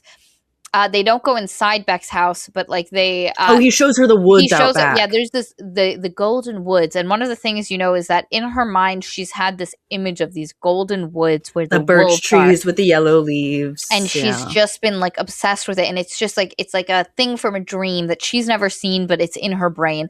And it turns out that our boy Sam, as a wolf, was sending her images of the place because he was like, she got bit and nobody's sure why she didn't turn. But like young baby Sam was like, oh, I've got to wait for her. She's going to turn and I'm going to be here to help her. And so he kept like trying to be like, if you turn, go to the golden woods. And like he kept like, we are wolf image things into her brain and just like waiting, and it never happened. So he takes her to the woods and she's like, oh my god, these are the woods from my memory thing. And he was like, Jacques, I knew you got bit, because he keeps being like, did you get bit? And she was like, no, not I don't know, I don't. Like for some reason, this girl who is desperate to be a wolf, there are multiple times where she's like, I heard them howling and I wanted to answer in my own voice, or I wanted to run with them in the wolves. And she's like, no, I wasn't bit. I'm not a fucking like I'm not a werewolf. You're crazy for saying that. Yeah, I immediately would have been like, yo, I have all these weird senses, because he's like, you're obsessed with these wolves. You should be like, am I a wolf? Oh my god, that'd be so cool. And also that explains my really strong sense of smell and the fact that like I'm really good at all these random things, and telling him. But she's like, no, that's not it. And he's like, I knew you got my memory image that I sent to you, and da da da. But anyway, then Jack, something happens where Jack appears and he goes racing after him. But again, as we mentioned, it's getting cold. It's autumn, and our boy, this is his last year. If he turns into a wolf, that's it. Goodbye. And so like he goes after Jack, and he ends up he goes too far. He gets too cold, so she has to like lug his body back. He's like shuddering on the verge of changing. So she gets him inside the house. Luckily, the electricity is on, and she's not sure what to do. So she runs him a hot bath and throws him in it. And as we learned before, he has issues with baths. It's where his parents tried to kill him, and he has severe trauma flashbacks. Yeah, and is fighting her the whole time. And so it's like this shit scene of like, and it's like a weirdly like dark scene given everything else that has happened tonally up to this point, and especially given that when he said he didn't like bathtubs, it was like I mentioned in that very flippant way at the hospital earlier. Also, we're like on day 3, but anyway, she keeps him from changing. They eat soup. Canned soup or something. Yeah, they eat some canned soup. Oh, and this is where she sees like pictures of the wolves as humans, like sort of on the mantle or something, while he's like going in and changing and getting cleaned up. And she's like, oh my god, who's this? And then she sees this blonde girl with like a like white blonde hair. She's like, oh my god, that's the she-wolf. Fucking Shelby. And then like he comes back out all dressed, and she's like, ah! And he's like, oh, why are you so skittish? And she's like, I don't know. And she's like, who are all these people? And he starts talking about them. And she's like, why is the blonde girl looking at you like this? Why is it's like, oh, that's Shelby. She thinks she's in love with me. And I'm just obsessed. Like rolling my eyes like crazy. And he's like, she's not actually in love with me. She just likes the idea of me. She's just obsessed. And our girl is like, she wants to be a wolf so bad. Yeah. And like, she wants me to be her alpha wolf. And she wants to be my mate as the alpha. And the thing is, like, he is saying this to a girl who wants to be a wolf so bad, who has been obsessed with him. And the thing is, the difference between Shelby and our girl Grace is Shelby actually knows this guy. They've spent years together as humans, as wolves, getting to know each other. But when I tell you this guy is so fucking dismissive of Shelby's feelings, and the book is going to be like, Shelby's just bad. She's just bad. And she is genuinely obsessed with him. And I highlighted this, and I'm going to read it and I think I took a screenshot of it because this part upset me so much. Mm-hmm. She had a bad life. So this is Sam. She had a bad life, I think, before she came to the pack. She likes being a wolf, likes belonging. I guess maybe she sees how Beck and I are around each other and thinks that being with me would make her belong even more. This is our girl, Grace. It's possible to be in love with you just because of who you are, I pointed out. Sam's body tensed behind me. It's not because of who I am. It's obsession. I'm obsessed, I said. Sam let out a long breath and pulled away from me. And the thing is, like, Shelby knows more about you than this bitch does. Maggie's accidentally illustrating how similar these two are, and like Grace is not a good person. Yes, like, it's not like she's like. Oh, what are you trying to show me here, Maggie? What's happening? What's happening? Because, like, again, Grace knows more of who he is. Because when she's like, it's actually possible to someone to just love you for you, and the implication is, like me. Like, no, you've known each other 3 fucking days. You don't know who each other are. You know nothing about each other. You're on vibes right now. And listen, it's absolutely true. Sometimes you meet someone, you click, you're vibing, it's a great time, but that doth not mean you know each other and that whatever you're feeling is gonna last forever. And like, if Maggie's trying to be like, oh, you know, they're teenagers, they're stupid, but I'm just like, we're trapped in their heads. We're so trapped in their heads. And like, I do think I probably would have like read this and kind of enjoyed it in like middle school. I probably would have been like, oh baby, it's a kissing book. But like, it's a kissing book. Give me the kisses. Again, every time they kiss, I'm like, I'm really bummed. It's just, but yeah, like, now I'm just like, I've read good YA as an adult. Like, it doesn't have to be this bad. It doesn't. It's wildly weird. And again, that entire I'm obsessed, and he's like into her saying she's obsessed, and like, it's like, okay, so how is she different from Shelby? You just think Shelby sucks inherently? Yeah, like, you don't, and like you don't like a that flashback. Yeah, to when like Shelby and like Sam has a couple little flashbacks where he's like thinking back on like Shelby like coming into his room like when because we might as well just do this now because it's not really important to the plot, but Sam was homeschooled by Beck and the other wolves because, you know, I guess they were like, oh, he's got so much promise, he likes German poetry or something. and Shelby was like, why are you teaching him? He's just gonna turn into a wolf forever anyway. And like she busts into his room and is like, hi, why aren't you doing wolf stuff instead with me? But they do the rudest hillbilly accent for her. I don't know if you got this when you were reading the prose, like if she sounded like an idiot, like in the way she spoke, but like, God, I'll have to send it to you later, but she's just like she sounds like a country bumpkin when she speaks. And I'm just like, this feels so mean. I hate this even more. Because like Shelby comes in and she was like, I was studying stuff about wolves. Why are you doing this? You're not going to be able to use this. You should do stuff. And what it is like young girl, because this is when she was still younger. They were younger, has crush on boy. And she's like, come do stuff with me. And then he rebuffs her and she gets upset. And like, not to say that anyone is owed anyone's affections, but she gets upset and she ends up being like, you're not going to be you. You're going to be a wolf. And again, which makes me go, why do you need to study about being a wolf then? Shouldn't, like, there's a bunch of things where like they prep for stuff as humans and then it helps them as wolves. And I'm like, this shouldn't work that way. You say multiple times it shouldn't. But anyway. But then, like, it gives us this trauma because Sam's parents didn't think he was him after he turned into a wolf. So he's got a lot of angst about being told he's not going to be you. So then, like, Beck overhears this and busts in, and he's like, "Shelby, you piece of shit!" Shoves her in a room. She's like, "Never say that again. Sam will always be Sam." And like, I'm just like, man, people are so mean to Shelby. Like, they really are. And the thing is, there are some of the wolves who enjoy, like the werewolves who enjoy when they turn into wolves, and Sam just doesn't. For him, it's a complete loss of self. It is every time it's traumatic. Like he's always happier as a human. It's so. And again, the only time he's seen her outside of one, like Grace, is when he was a wolf. This whole thing is just so weird. And they're like. Shelby's just, and the narrative is going to be even more later, like Shelby's a big bitch, but this is kind of step one in it. After this, the two of what was the next big thing that happens? This book has so much aimless, like there's them so much hanging bullshit, out. Yeah, and some of it I do want to talk about because like Grace is insane all the time. Oh, is this when Sam confronts Beck for the first time? Yeah, I think she goes to school Yeah. And he goes, because there was milk in the house when they got there. It was expired, but only like 2 weeks expired. So somebody had been in the house, which means some of the wolves are still humans. And he's like, let me go back to the house. God, this is such a weird scene. It is a weird scene. It's a really weird one. He goes back to the house and Beck's SUV's in the driveway, and he's like, oh my God, Beck's back. My daddy's home. Daddy's home. And everything, like, the book is so ham-fisted. Every time it mentions Beck, it's how great he is and what a great father figure. So you know there's going to be a fall from grace. Like, I was just waiting for the other shoe to drop about this, like, this guy.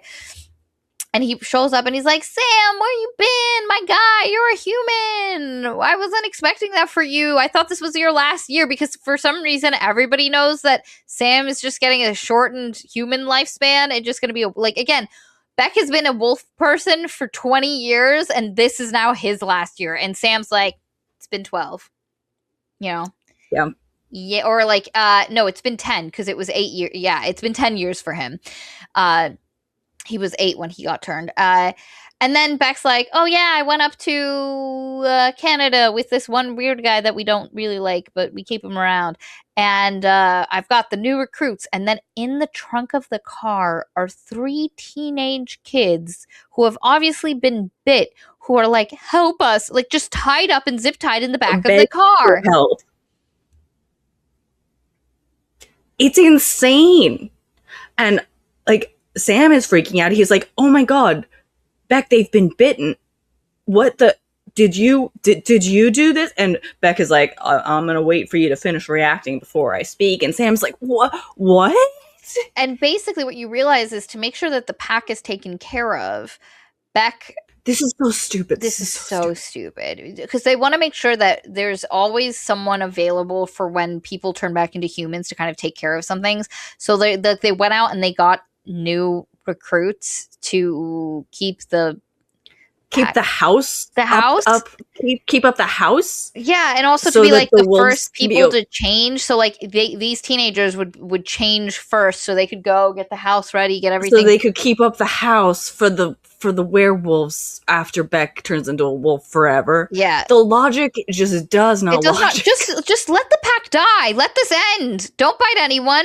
Like, if it happens on accident, okay. But it also, the implication becomes then, you know, maybe like, you're actively trying to make more werewolves to keep up this werewolf community, and for what? To what end? Like, what's and but it also immediately makes you think, like, yo, did they turn Sam on purpose? Like, was that and like, Sam is kind of, he doesn't fully come to that, but you can tell that that's part of what his reaction is. He gets super pissed and he will not let Beck tell him what's happening, and he just leaves. He doesn't tell Grace about this because he still wants Grace to think Beck's a nice daddy. I understand his like reason here. Like, I want to be honest with her, but I also really kind of want her to like him because he is still really important to me. I thought that was, and listen, that made sense. It's very, like, for an 18-year-old, that is 100%, and that's not one of the, it's like, of the things to levy at that book, I wouldn't say that's one of them. But yeah, like, literally me, like, Kyle, you're gonna meet my mom, and it's gonna be she's a little she's really nice, but like we gotta prepare you for this. But yeah, and so after this, he's like quite upset. There's a lot of time where, like, Grace is at school, and then I think this is when Isabel like confronts Grace again and is like, yo, we need to talk again. And she's like, I told you I don't know anything. And she's like, I've seen here, look at these pictures. And perfect. First, they go on their date. Their first official date. Let me tell you, this is a shit date. It's a real shit date. He's like, this is how I should have done it the first date. They go to the bookstore and they make out on the couch. And he reads her poetry. German poetry. Or no, yeah, I think it was the German poetry. It was the translation that he wanted to read her or something. And she's like, wow, maybe I do get poetry after all. But then when they're leaving the bookstore after making out in public on the couch, they run into Olivia and John. John is Olivia's older brother, who has been flirty with Grace a couple of times previously, and we get the sense that's part of why Olivia's like a little bit irritated. She's like, I hate that my brother's flirting with you, kind of. But like Olivia's acting a little weird, but wait, I gotta find this and read You it have because to. this is It, crazy. it is so important. It is such a absolutely bizarre scene. Yeah. Oh my god. I highlighted so much dumb shit. There's so much dumb shit in this book. Oh, I got it. Sorry, I just saw something I highlighted. Just the line, so sexy it hurt, is just a sentence in this. I just need you guys to know that. I want to know how many times they say sexy in this And book. it's crazy because Maggie in her other books she doesn't just say the thing, she'll describe it and you understand that the characters think the other one's sexy, but like she's not just like, wow, they thought each other were sexy. The level of skill is insane. Is the difference. Gotta find this scene. It's really important. There's the egg fixation moment. That's fun. Highlighted every time they said the word egg. I'm like, what's going on? What's going on with the egg? Oh, you look so cute in your hat. Okay, I think I'm almost there. Love seat, kissing. Okay. Yeah, so Olivia meets Sam for the first time. And she's like, oh, hi, nice to meet you. Like, Sam is trying not to look at her because he's, for some reason, is like, photographer in my eyes? I don't know. I don't want her to look at me. Oh my god. So she... It's so bad. Okay. She's like, it's nice to meet you. Turning to me, Olivia said, I'm sorry. It was a really stupid thing to fight over. Whatever I'd been planning to say disappeared when she said, I'm sorry. I'm sorry too, I replied, a little feebly, because I wasn't really sure what I was apologizing for. So Olivia continues to be like a little bit cagey and it's like, hey, can I call you later? She says sorry multiple times in this. Olivia's like, I'm sorry, it was a stupid argument, like, blah, blah, blah. Like, it's just like, let me see, what else do? And she's also Grace like, can we talk? To be a huge bitch. Yeah. Yes, she's like, can you talk? Call me later. And John, my brother, wants to hang out, but yeah, just call me. And like as soon as Olivia leaves, Sam turns to Grace and is like, sorry if I was acting a little whacked with, I wasn't being very friendly. And Grace immediately says, yeah, you're acting whacked, but you're lucky she was acting way more whacked than you. I just hope she calls later. Like Grace is just a huge bitch at I every immediately would be really nervous about what's up with my friend. I'd be like, yeah, she's clearly acting strangely. Like, she's said sorry multiple times, and like Grace is just like, good thing you said sorry. Like, I don't know what I'm apologizing for. Like, it's so, oh my God. It's so bizarre. It's such a weird, but also this interaction like bums out and she's like, I'd just like to go home. And then she's like, you know what? Never. Like, I can't believe I was about to ruin our date. Yeah, I'm sorry I'm ruining my date. I reached over and took Sam's free hand. He squeezed his fingers around mine. First I bawled, which I never do. And for the record, now I'm totally distracted by Olivia. And I'm just like, oh my God, Olivia ruined my date, you guys. I'm so sad. Yeah. Like, and I can't just be worried about my friend. I also have to be like, oh my God, what a shitty girlfriend I am to be worried about my friend while you were trying to do this night's date thing. Like at this point in the book, like I didn't like Grace before this, but she starts becoming like just, I'm like, oh my God, you suck so bad. You suck so bad. Actively insufferable. Actively. I think so she and Sam go home. Shelby has once again peed on the deck. Yeah. And he's worried. He knows that Shelby wants him for herself, and he's like, and we get this, is this where he has the nightmare about the dogs? Yeah, but first we should say that Olivia never calls. So Grace calls and her brother picks up and he's like, oh no, he's out. And then she's like, that's weird. She calls later and her mom's like, she's out. Grace is like, oh well. And also it's like, Olivia. Weird that there's nothing to do in this town. What could she possibly be out doing? No concern. That's no concern whatsoever. Yeah, so this is when Sam gets his little nightmare about the dogs. And this is a really weird scene where God, it was I didn't know what to make of it. Yeah. So basically, they have like 70 the land that Beck bought had a lot of acreage on it.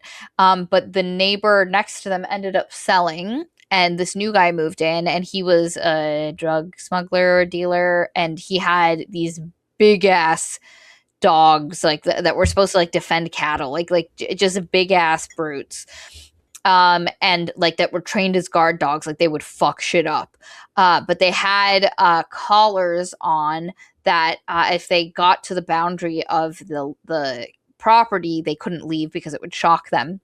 And the guy was like, so, because like they immediately are like, these guys won't be in the woods, will they? Because they're like, what if we're a wolf, or and they were like, no. The guy was like, no, don't worry. And for some reason, this man is showing them this tour of their property, shows them their dogs, and also shows him the exact box where the perimeter like sensor is controlled for the dogs, and he like touches it, and Sam's like, the back box was covered in a powdery substance and it made his hands black. And like they're just walking, and like he's just giving them his whole life story, showing him how his security works. And he's like, gotta protect my antiques, drugs. And then our boy gets really anxious about the dogs. Like, what if they try to hurt someone? And he was like, yo, even though I'm a big baby and I don't like hunting and I'm kind of scared of blood, Beck, I want you to teach me how to kill something in case something happens with those dogs and I need to take them down. And they watch, like, he makes him like kill chickens and stuff like that, and then like use meat and like stuff to like figure out how to bone cracking, and how to like snap cartilage and stuff like that. And then they start watching dog fights, like a lot of dog fights. Like, and the thing is, no way. No, just, ugh, what a terrible thing to engage with. But anyway, and he basically shows him one where there's a little dog and a larger dog, and the little dog, by getting at small points on the larger dog, is able to take him down, and he's like, you need to be the little dog.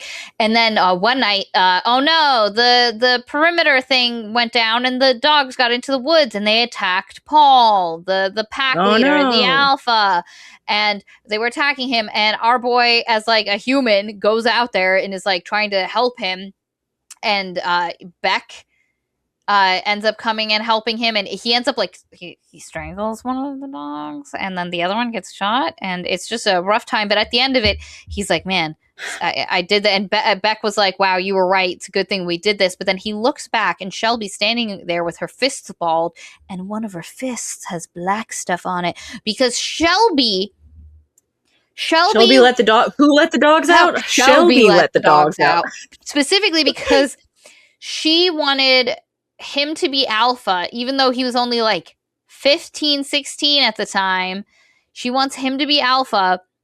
So she wanted the dogs, to destroy Paul, who was like the only one who was really a wolf at the time and was in the woods. And so she needed Paul out of her way, so she was going to kill him. And now, who's in her way to get what she wants? You'll never guess. It's Grace. You'll never guess. It's Grace. And so you're like, oh, Shelby's gonna, and so like I'm like, yo, fuck Shelby, like, because like, and not actually, like, I don't like this because this feels like, it feels like the author's hand, like making this character just to be evil, kind of like, and it's like, just, it's a complete lack of nuance compared to like other stuff that Stiefvater has written, where like there's no like, like traumatized, because the idea that what we're told is that Shelby's life as a human was so terrible and so awful that being a wolf is incredible to her. She loves it. Having this family, having this thing, but also getting to not be human and to be away from her human memories, it means a lot to her. And so it is whatever she went through, that trauma is what propels her forward. And instead of like legitimately engaging with that in a nuanced way of what that would do, the book's just like, Shelby sucks, and when she dies, because she's going to die, nobody's going to be sad about it because fuck Shelby. And it just, I'm like, if her life was that bad, like, why are we not engaged? Like, and why is like no one sad? Like, no one said Shelby dies. Beck doesn't even ask, where's Shelby? Like, nobody gives a shit. And it's just really weird. It's the way they treat Shelby is bad. It's awful.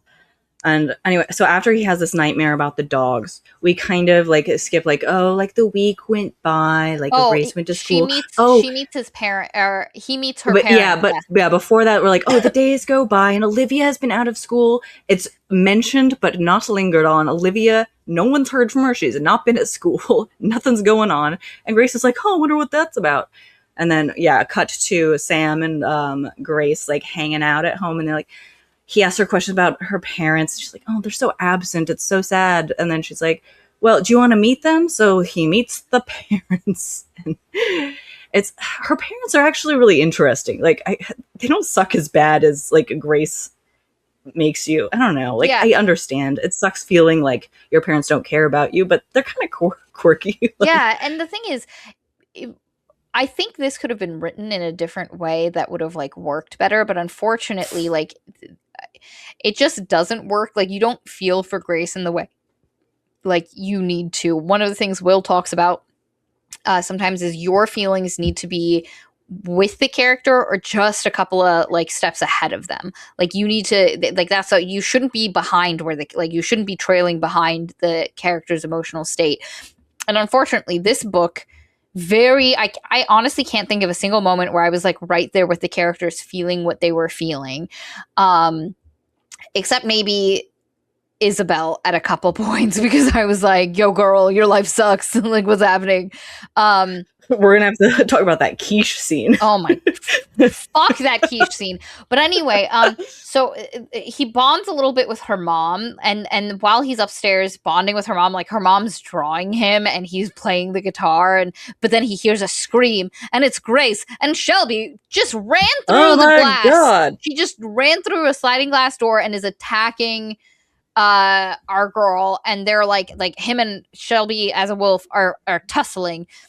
And then Grace's dad shoots Shelby.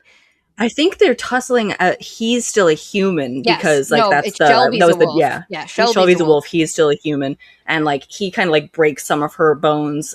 Like a flashback to the dog scene that we just got with him, and Dad's like, she was dead. They go to the hospital. They're both okay. It's gonna be fine. Yeah. But Dad leaves Shelby's wolf corpse on the back porch, and like the next day, Grace is like, "So, Dad, you called like animal control or something to take the corpse?" And he's like, "Oh no, I just left it out there." And she's like, "Dad, what?" And he's like, "I guess your mom did it." And they're like, "No, Mom did not do it. That lady's an absent-minded painter." Also, her mother gives bad. Yeah, so we think Shelby's dead for like a chapter, but she's absolutely not dead. She's fine. And then the other thing of note that happens is while they're in the hospital, when they're leaving, they hear about a girl who's freaking out in the room, a room nearby that needs help. And you're immediately like, someone's been missing for a while. And then they see Olivia's mom is in the waiting room. And instead of, I don't know, putting 2 and 2 together, like again, Jack was outside her house. She's been missing. We hear about a girl freaking out in the hospital, and Olivia's mom is in the waiting room. And instead of being like, something seems like it's up with Olivia, fucking nothing. We get like not even an ounce of concern. And the next day, Grace and Sam are just such pieces of shit. They're just like, oh, Olivia's mom, that's interesting. I love you, I love you, I love you. They're just, oh my God, they're so annoying. They're so annoying.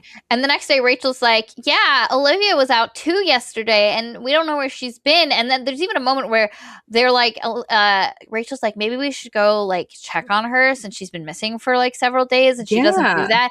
And Grace is like,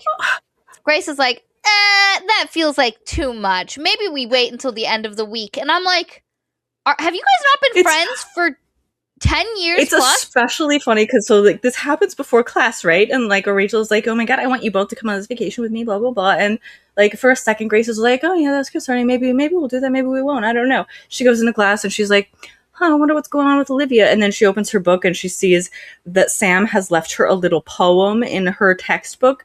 And she's immediately like, oh, maybe I like poetry after all. And completely forgets about Olivia. Completely. Yeah, and like literally the two of them, like when they were like, let's just wait until the end of the week, and like Rachel's relieved as well that they don't have to go to their best friend's house and check on her. I'm like, y'all are terrible best friends. Like, I have not. Awful. Legitimately, you guys aren't friends. Again, Maggie, you know how to write friendships with people who have known each other for a while and not known each other. Like, what are we doing? It's insane. And then Isabel confronts her again, and she's like, yo, your friend Olivia dropped these photos. Look at them. And she looks through the photos, and there's a photo of Jack as a wolf. And then as him as a naked man. So obviously he transformed. Olivia saw it, didn't get a photo of that. And our girl is like, so obviously my brother's a fucking wolf, and because I spoke to him, and you know what's going on, so you need to fucking talk to me. And now, so again, my first thought is Olivia's been missing. Olivia's mom's in the hospital. We know she saw Jack turn into a fucking human and a wolf. Maybe she got bitten. Nope. She's immediately like, wow, I need to bring this information to Sam and let Sam decide because this is his secret. No thought for Olivia. Not even immediately I'm like, alarm bells. Olivia, yeah. We need to check on fucking Olivia. Nothing. And the scene with like Isabel specifically, she says something that I'm just like, yes, Isabel, yes, like go in on her. Like you're like, because Grace sucks so bad. Isabel shrugged. I said, Elizabeth. Yeah, that's just combining. Isabel shrugged. Then I don't know how I can explain. He's my brother. I thought he was dead, but he's not. He's alive. He's right here. But I don't know where there is. I don't know what that is. But I think you do. Only you won't help me. She looked at me and her eyes flashed, fierce. What have I ever done to you? And I'm like, and then Grace is like, well, you've been mean to some people in the past, and I don't really trust you. And she's like, fine, we'll set up, you can come over sometime and we'll just like, maybe we'll talk. Yeah. And she goes home and she tells Sam, and Sam's like, oh, yeah, she does kind of have like half of the pieces, but I'm not going to talk to her until I can tell what kind of person she is. Thus, the quiche scene. One of the worst scenes in the entire, it is so. You're gonna have to read that one that you sent me. Don't you worry, I got that on lock. So let me describe it to you. They finally agree. They call Isabel and they say, yes, we'll talk to you. Because she also says, at this point, everybody knows about Sam. And Isabel says, I think whatever is affecting Jack is affecting your fucking boyfriend. I think this is, and so she's like, oh shit, she's connected. That Sam's like, Isabel is a fucking detective over here. Can I tell you how much better and how cooler this book would have been from Isabel's point of view, putting together this fucking mystery? Amazing. I'm telling you, all of us, Maria and me, we're in pink for Isabel here. Me and my justice. It's too warm for me to put this on, but justice for Isabel. But anyway, so Isabel gets to her house and is expecting that they're finally going to tell her what's going on. And she gets there, and you can tell she's concerned. And they're like, we're gonna make quiche, and she's like, the fuck? We're making quiche? And they don't say, hey, before we talk to you, Sam wants to get to know you a little bit, or explain it at all. They're giggling, making quiche, and she's like, hey, can we talk about my brother? And they're like, no. Nope. So I'm going to read you a scene. Now, remember, this girl, she knows something's wrong with her brother, that she thought he was dead. He's now alive, but something is like, that motherfucker turned into a wolf. So you got to read the Mariah Carey part at the beginning too. They play some songs on the radio because they turn on the radio. They're making quiche. They're making Isabel help, and it's supposed to be spun to you as like kind of cozy. Like Isabel's getting into the cooking. They're doing this thing. Like they're going to be friends someday. Yeah, that's the way it's sort of. They want, like, Maggie wants us to feel this, but to me, I was just like, no, I hate this. So a song comes on the radio because prior to this, our girl is like, Grace is like, this is my song, which is like the most enthusiastic we've seen her be about anything besides Sam ever. And It was Mariah Carey in the worst possible way, but it was so right at that moment. And this is from Sam's point of view. I turned it up until the little speakers buzzed against the tins next to them. I grabbed Grace's hand and tugged her over to me, and we started to dance like we were cool, terribly clumsy, and unbearably sexy. Her grinding up against me, hands in the air, my arms around her waist, too low to be chased. I thought to myself, a life is measured by moments like these. Grace leaned her head back, neck long and pale, against my shoulder to reach my mouth for a kiss. And just before I gave her one, I saw Isabel's wistful eyes watch my mouth touch Grace's. And then Isabel goes, tell me how long to set the timer for, Isabel said, catching my eye and looking away. Then maybe we can talk. They're doing that whole dance scene, grinding on each other, making out, while this girl is waiting for them to finally tell her what the fuck is wrong with her brother. And the book also, Maggie wants it to be like, actually, Isabel's kind of into Sam, and she was just like, no, I hate that. I hate adding that in, because like Isabel has been so focused on her brother. Why are we adding this? Like, why on maybe God's green earth would Isabel be interested in Sam? It doesn't make sense. There's just one throwaway line. No, actually, there's one throwaway line that, like, I sent it to you because I listened to it, like, on the audiobook, and I was like, wait, did I mishear that? And because Sam's narrator is like, when I looked away, I caught her looking at my butt. Yes. Everyone. Isabel was checking out his ass, and I'm like, what are we doing? Like, this is so. Why are you thinking about what if this girl's looking at your ass or not? Would you be thinking about that in the scene? There's like wolves running about. Her brother is like in the throes of it. Why are you like? I noticed her checking out my butt. They say butt. I hate. Just say ass. Just say ass.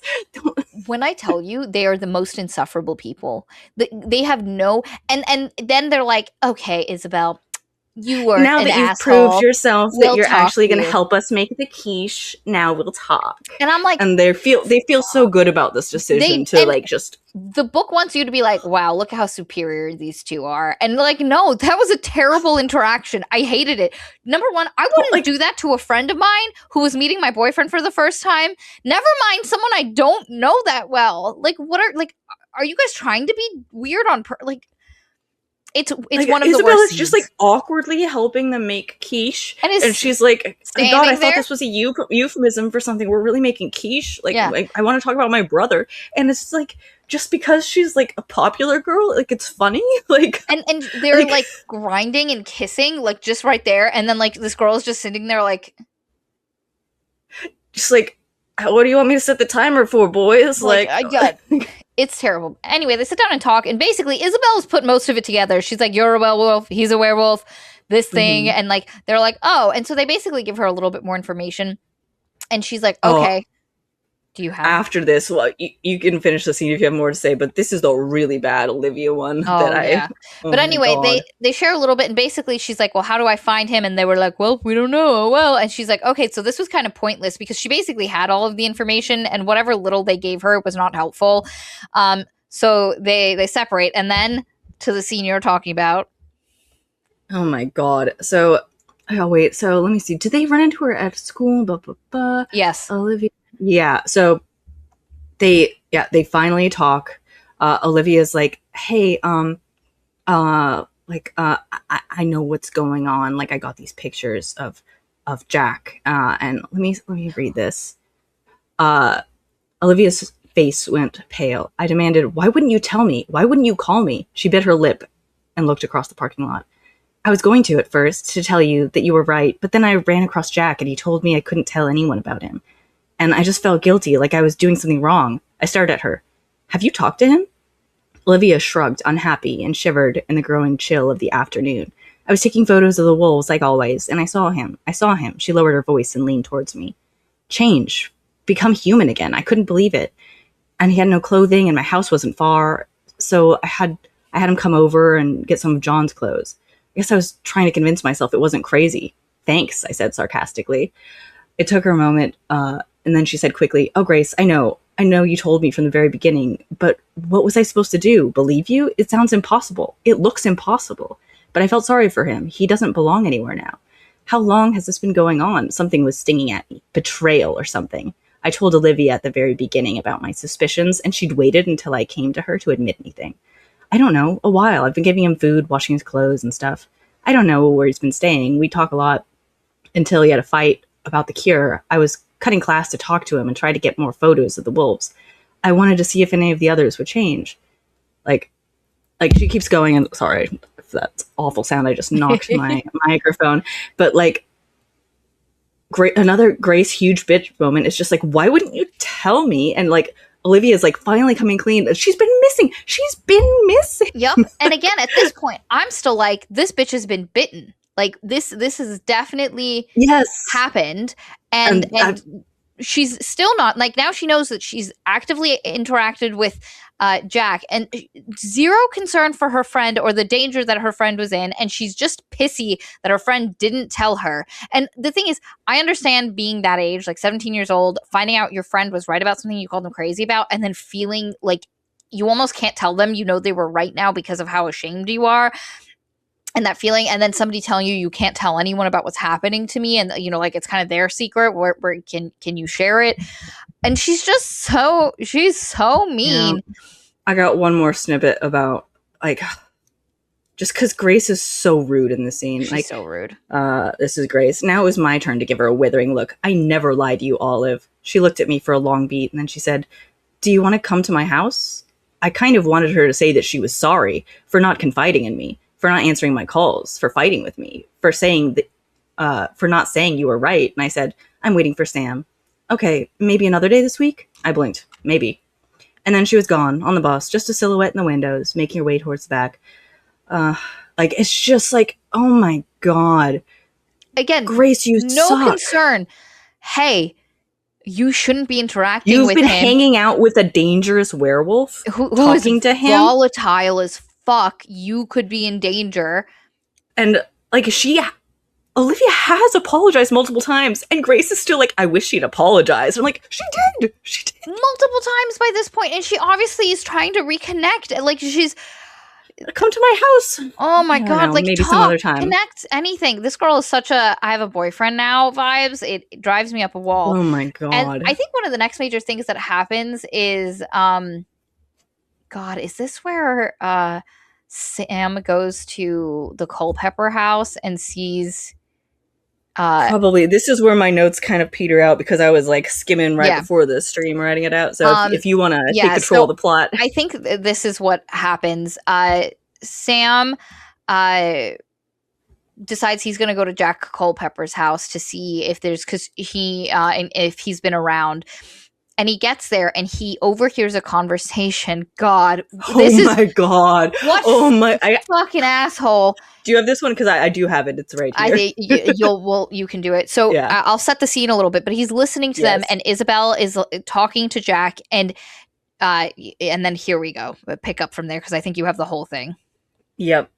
Isabel's voice was high. I don't understand what you're saying. What are you saying sorry for? For disappearing? For getting bitten in the first place? For Chloe, the boy said. There was a pause. What do you mean for Chloe? That's her dog. What does the dog have to do with all this? Do you know where she is? Isabel, hell, haven't you been listening? You're so stupid sometimes. I told you, I don't know what I'm doing after I've changed. I covered my mouth to keep from laughing. This is Sam. Jack had eaten her dog. Yeah, this is Sam. Sam laughing after learning that Isabel's dog, just because it's a toy chihuahua that she dresses up in clothes, it's funny that her dog is dead. Like, why on earth is this funny? Like, what?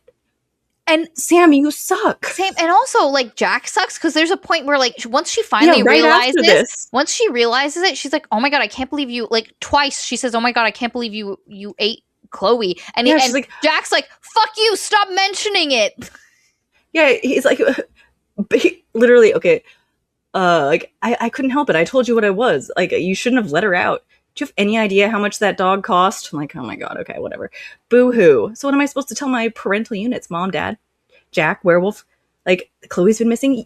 You ate her. Like, it's just, like, it's like, she has all the right in the world to be pissed off, and everyone's treating her like a stupid bimbo because she's mad her dog got eaten. Yep. And like, what the hell? She brings it up later in the conversation, and he's like, God, stop mentioning it. We're past that. And I'm like, this girl like, I think he literally just, like, calls her, like, a blonde, like idiot or something. Like, it's just like, everyone is so mean. He's like, you know, this might be hard for your blonde brain to comprehend. Like, fucking yikes. Jesus Christ. Isabel ends up leaving, and our boy our boy Sam is like, I'm gonna go in and confront Jack because he's like, I've got to make sure he gets taken. Jack thinks that he has found like the secret to the cure. He thinks someone knows about a cure. Yes. He's very confident. Oh yeah, he hears about it, and he hears Jack tells Isabel that he spoke to Olivia, also that he bit Olivia. He literally says he bit Olivia, and that Olivia told him that Grace got bit and she never turned, so she obviously knows the cure, and he bit Olivia to make sure, to make sure she'd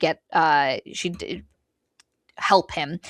And he was like, no, I can't have him going after Grace, so we're gonna have to deal with this. So he goes in. Jack's trying to make a sandwich. Again, he's very volatile and will change on a dime. He ends up changing into a wolf in the middle of the living room, and they tussle, but Jack's too strong. Like, as a human, Jack is bigger than Sam, and then as a human Sam versus Jack the wolf, not going well. And he ends up blacking out. And one of the other things that has happened earlier, there was a phone call. They did this a couple of scenes ago. They do this dumb candy night where he takes her to like a place in Duluth that he likes getting candy when he was a kid. But anyway, when they were driving, his phone rings and it's Beck. And they have a conversation, and she's like, "Oh, you and Beck sound angry with each other."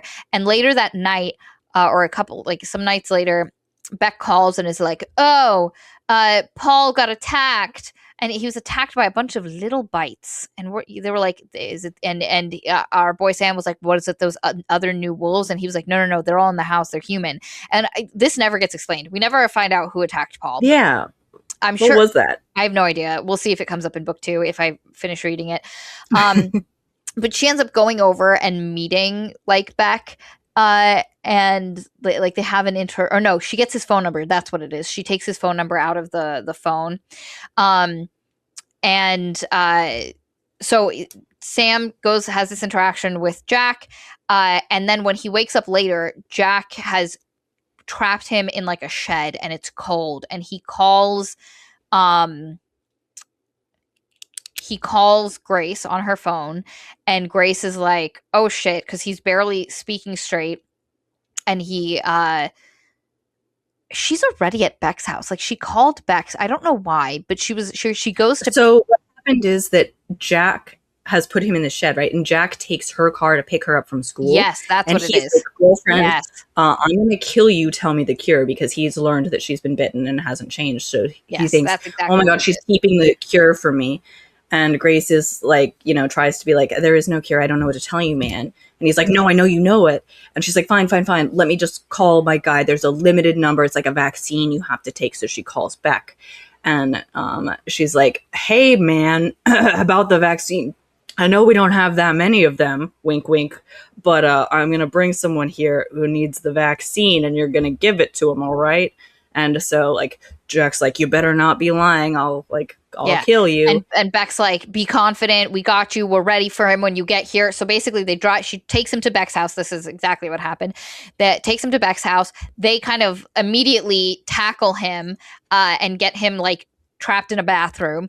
And then they were like, oh, okay. And then they call Sam. They call Sam. Yeah. Sam answers. He's breaking out. Like, he can barely get something, like...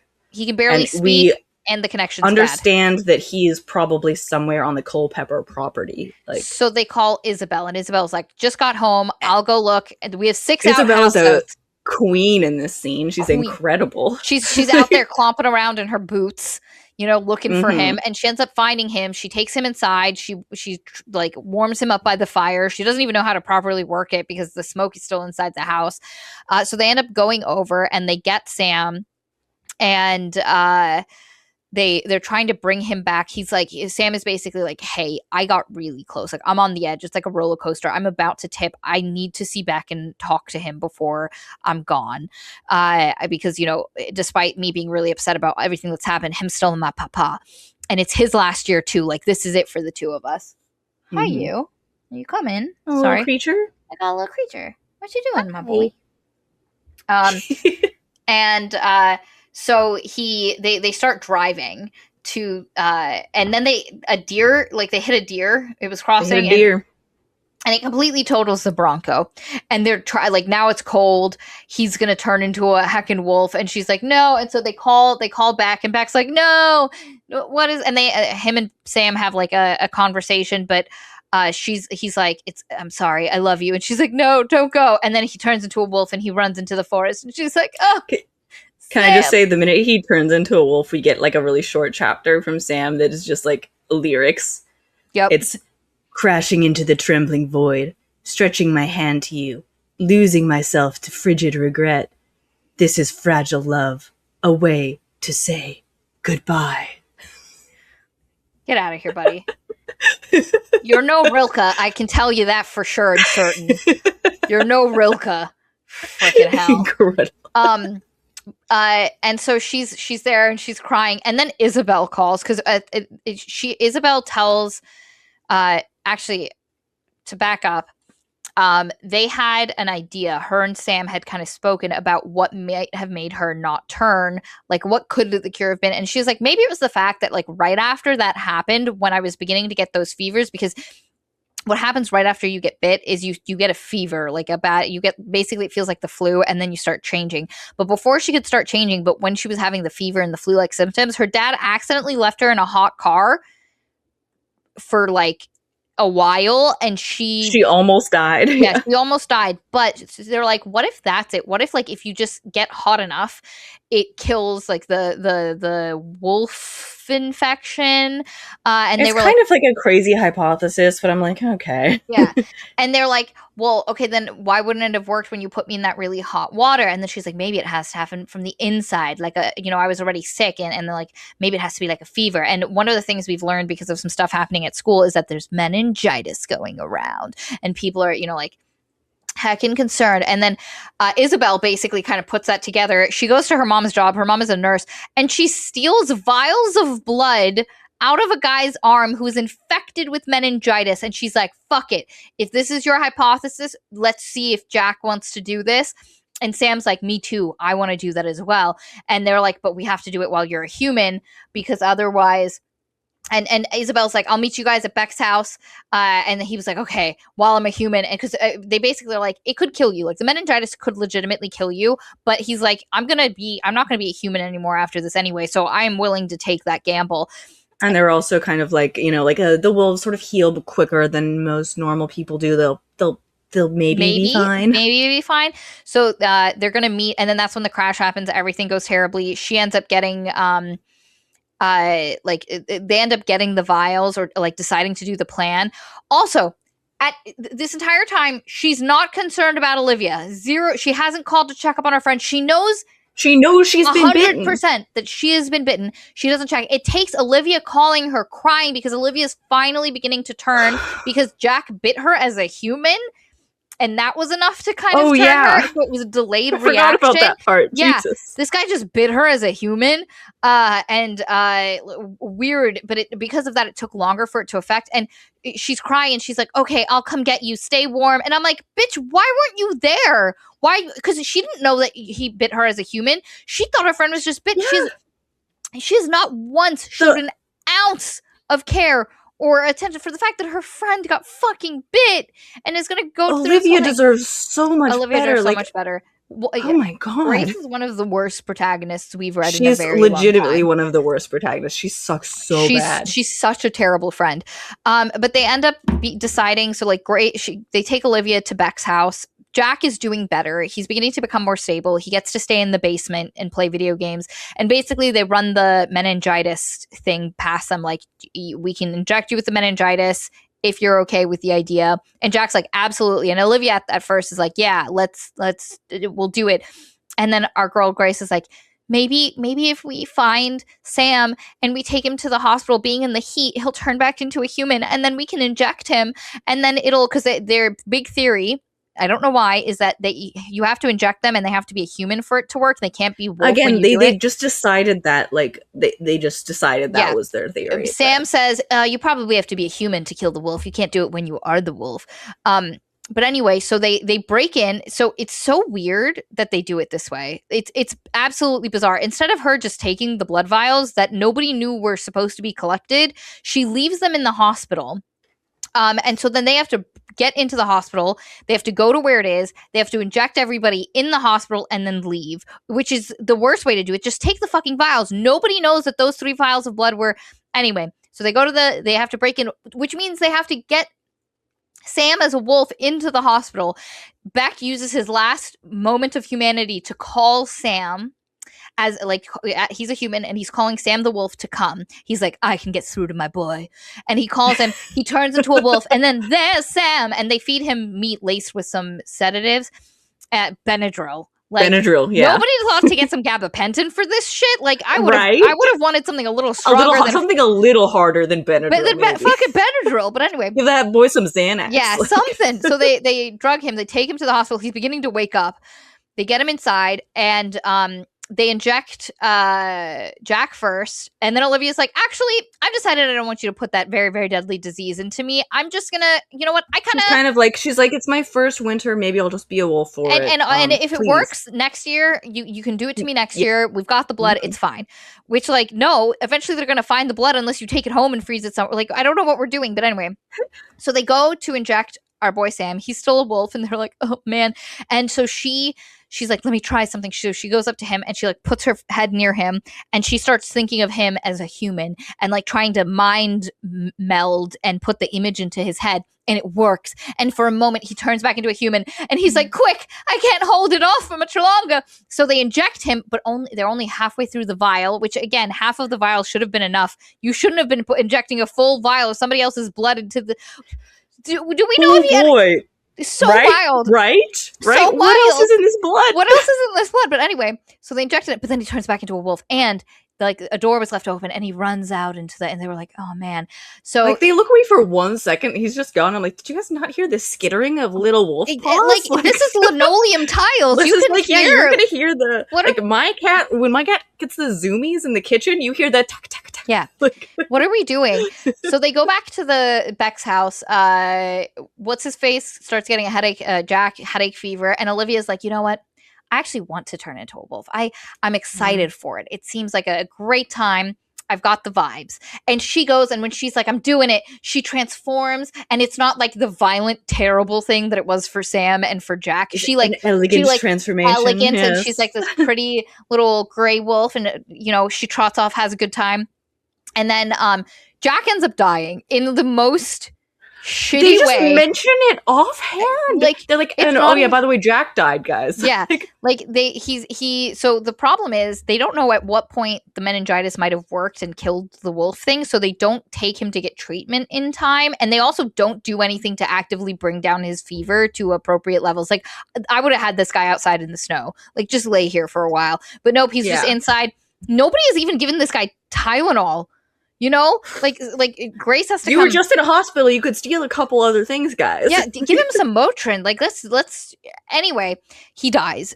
So it's one line. It cannot express to you. It is basically one line. Yeah, they were like Olivia left the 3 of us who hadn't turned, and she turned into a wolf.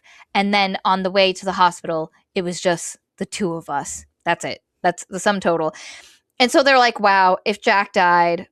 And if for Jack it happened exactly the way we thought it should, then our boy's probably dead as well. My boy must be dead. And she's like, my wolf, he's definitely dead.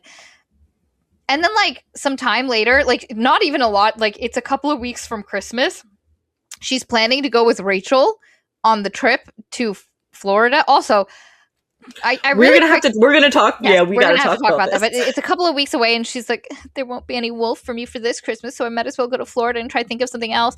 And then like we get a scene, and it's Sam, and you think it's Sam as a wolf, and he's alive, and he's like, she can't see that I'm out here. You know, I'm just watching her as she's filling the bird feeder. Before she goes on her trip, she wants to make sure the birds are fed. We think it's Sam as a wolf watching her fill the bird feeder. Anyway, and no, he walks out, it's Sam as a human. Him's a heckin' human. Like, it wasn't he's back. It wasn't even left as a cliffhanger for the next book. Like, nothing. It's just like, everything is good. Happy days were had for all. Thank God my OTP is back together. Back together, babes. Oh my God. Anyway, so that ends fine. So now I can rant about something. So from the beginning, I was like, why didn't This these? is a world building thing Yeah. we're gonna have to rant about.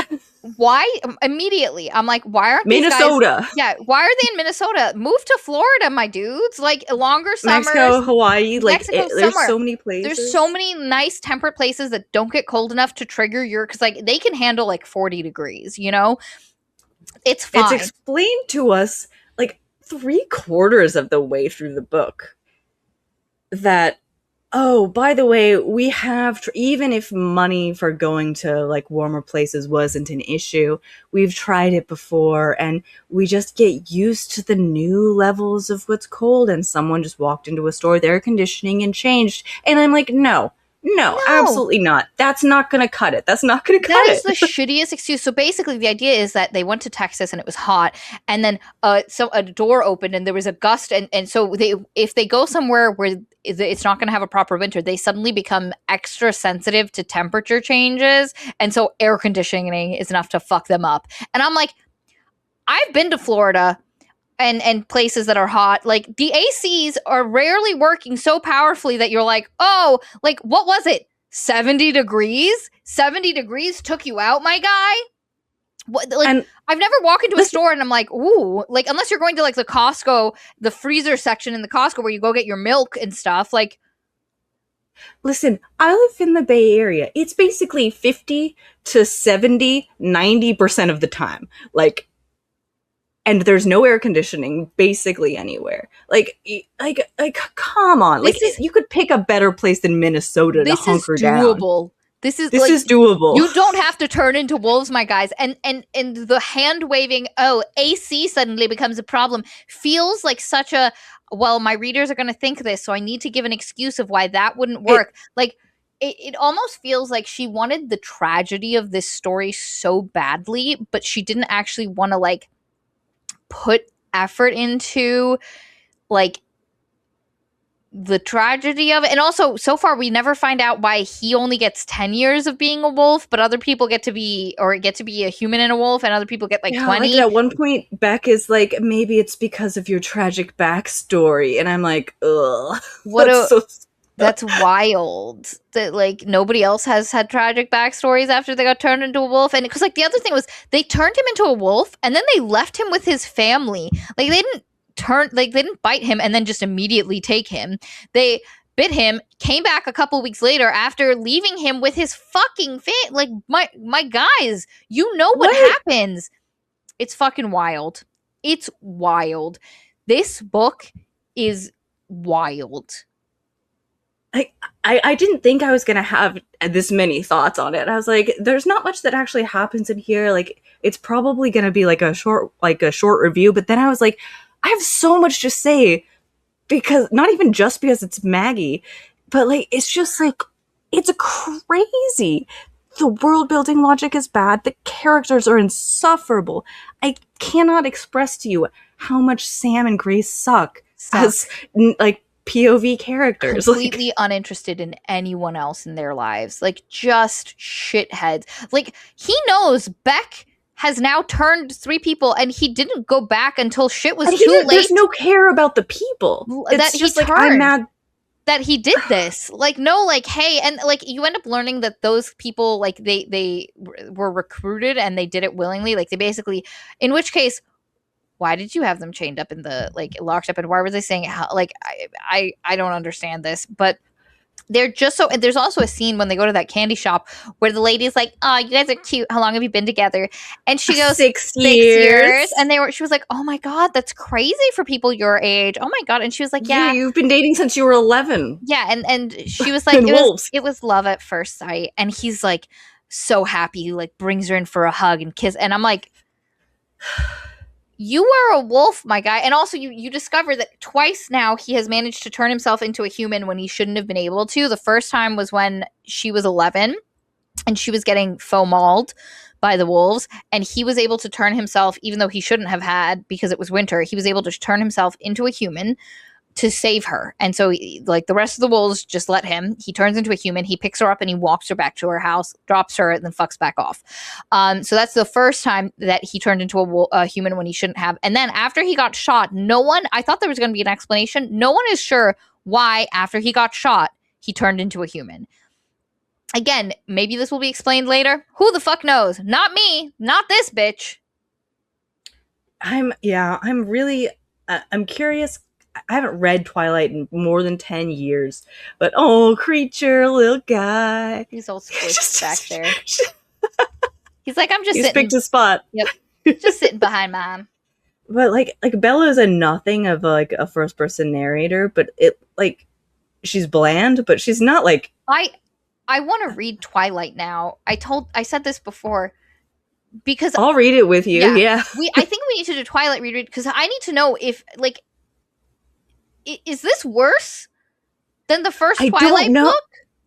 I'm trying to think, like, is it because of my Maggie standards, or is it like, like this is so bad. I was shocked by. I knew it was gonna be like worse than like the Raven cycle and everything, but I wasn't expecting this. You feel like you're gaslit the whole time. There's so many things where you're like, Maggie, are you good? Like, you need a Kit Kat, bro. Like, I don't know what to do. And it just, and I thought maybe this was her first series. Apparently, it's not her first. I know, like Lament. I've never heard of that one before. So I have no idea. I don't know what this is. I don't know where it falls. Like, it is just bizarre. And the thing is, I know because somebody said in one of our comments that we should read it and they enjoyed it. And I don't know. I think it gets better from just the first few things I read from the second book. The writing just felt better so far. I mean, this series does have like a cult following. I don't doubt it gets better. Like nothing can be worse than being trapped in Grace and Sam's first person perspectives. Yep. There's a new in the second book. There's a new male character named Cole that gets introduced. Oh boy, do you think there's going to be a love triangle? Well, yeah, because Isabel is still for some reason into Sam at the beginning of the second book, and I'm like, what I'm hoping is Cole and Isabel pair off together, and we can be done with the Isabel it has a crush on Sam thing because I just don't like it, and it's so like.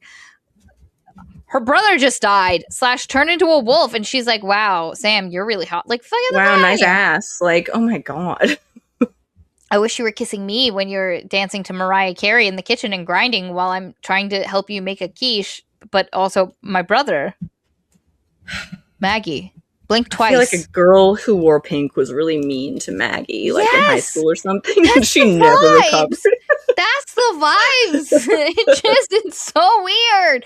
And then, because like in book 2, instead of having the perfectly coiffed blonde ringlets, our girl Isabel chops her hair off and gets a very like angular looking haircut. And Sam's like, that's a good look, like nice haircut. And she's like, oh boy. And you know, like it's supposed to be like she's stepped. And I'm like, why can't she still be a girly girl? Like. Listen. No, she has to go. She has to be edgier. Otherwise, she's just nothing. Yeah, my God. This is so weird, guys. So weird. Mm-hmm. And now I have to finish reading Sword of Kaigen, which is very long. Good luck, man. You've got a lot of long books to read. I do have a lot of long books. I'm a little over halfway through Sword of Kaigen. So we'll see. I will definitely finish that on time. But we'll see about Alchemized. That's a honking book. That's chunky. Yeah, like I said, I read like a third of the fanfic version of Alchemized like a long time ago, and I was just kind of fascinated by it. I was like, oh, this is weird. Oh, this is kind of gross. Oh, this sucks.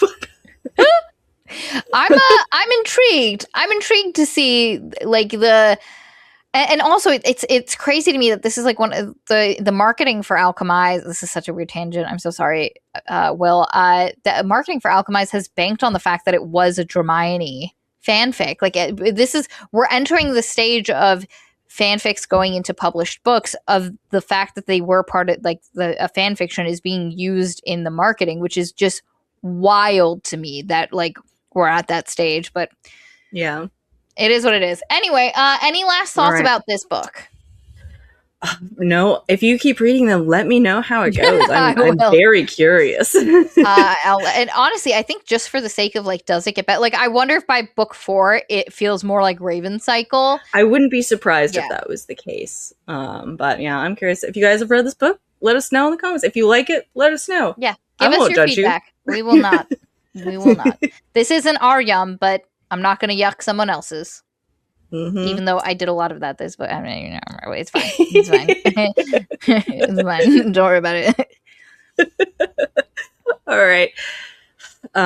Great job, guys. We did it. We made it through. We did it. Okay, have a great, when this comes out on the Friday it comes out, which is probably going to be the next one because Will knows this is going to do well because we didn't like it. Have a great Friday or whenever you watch this. Bye. Bye.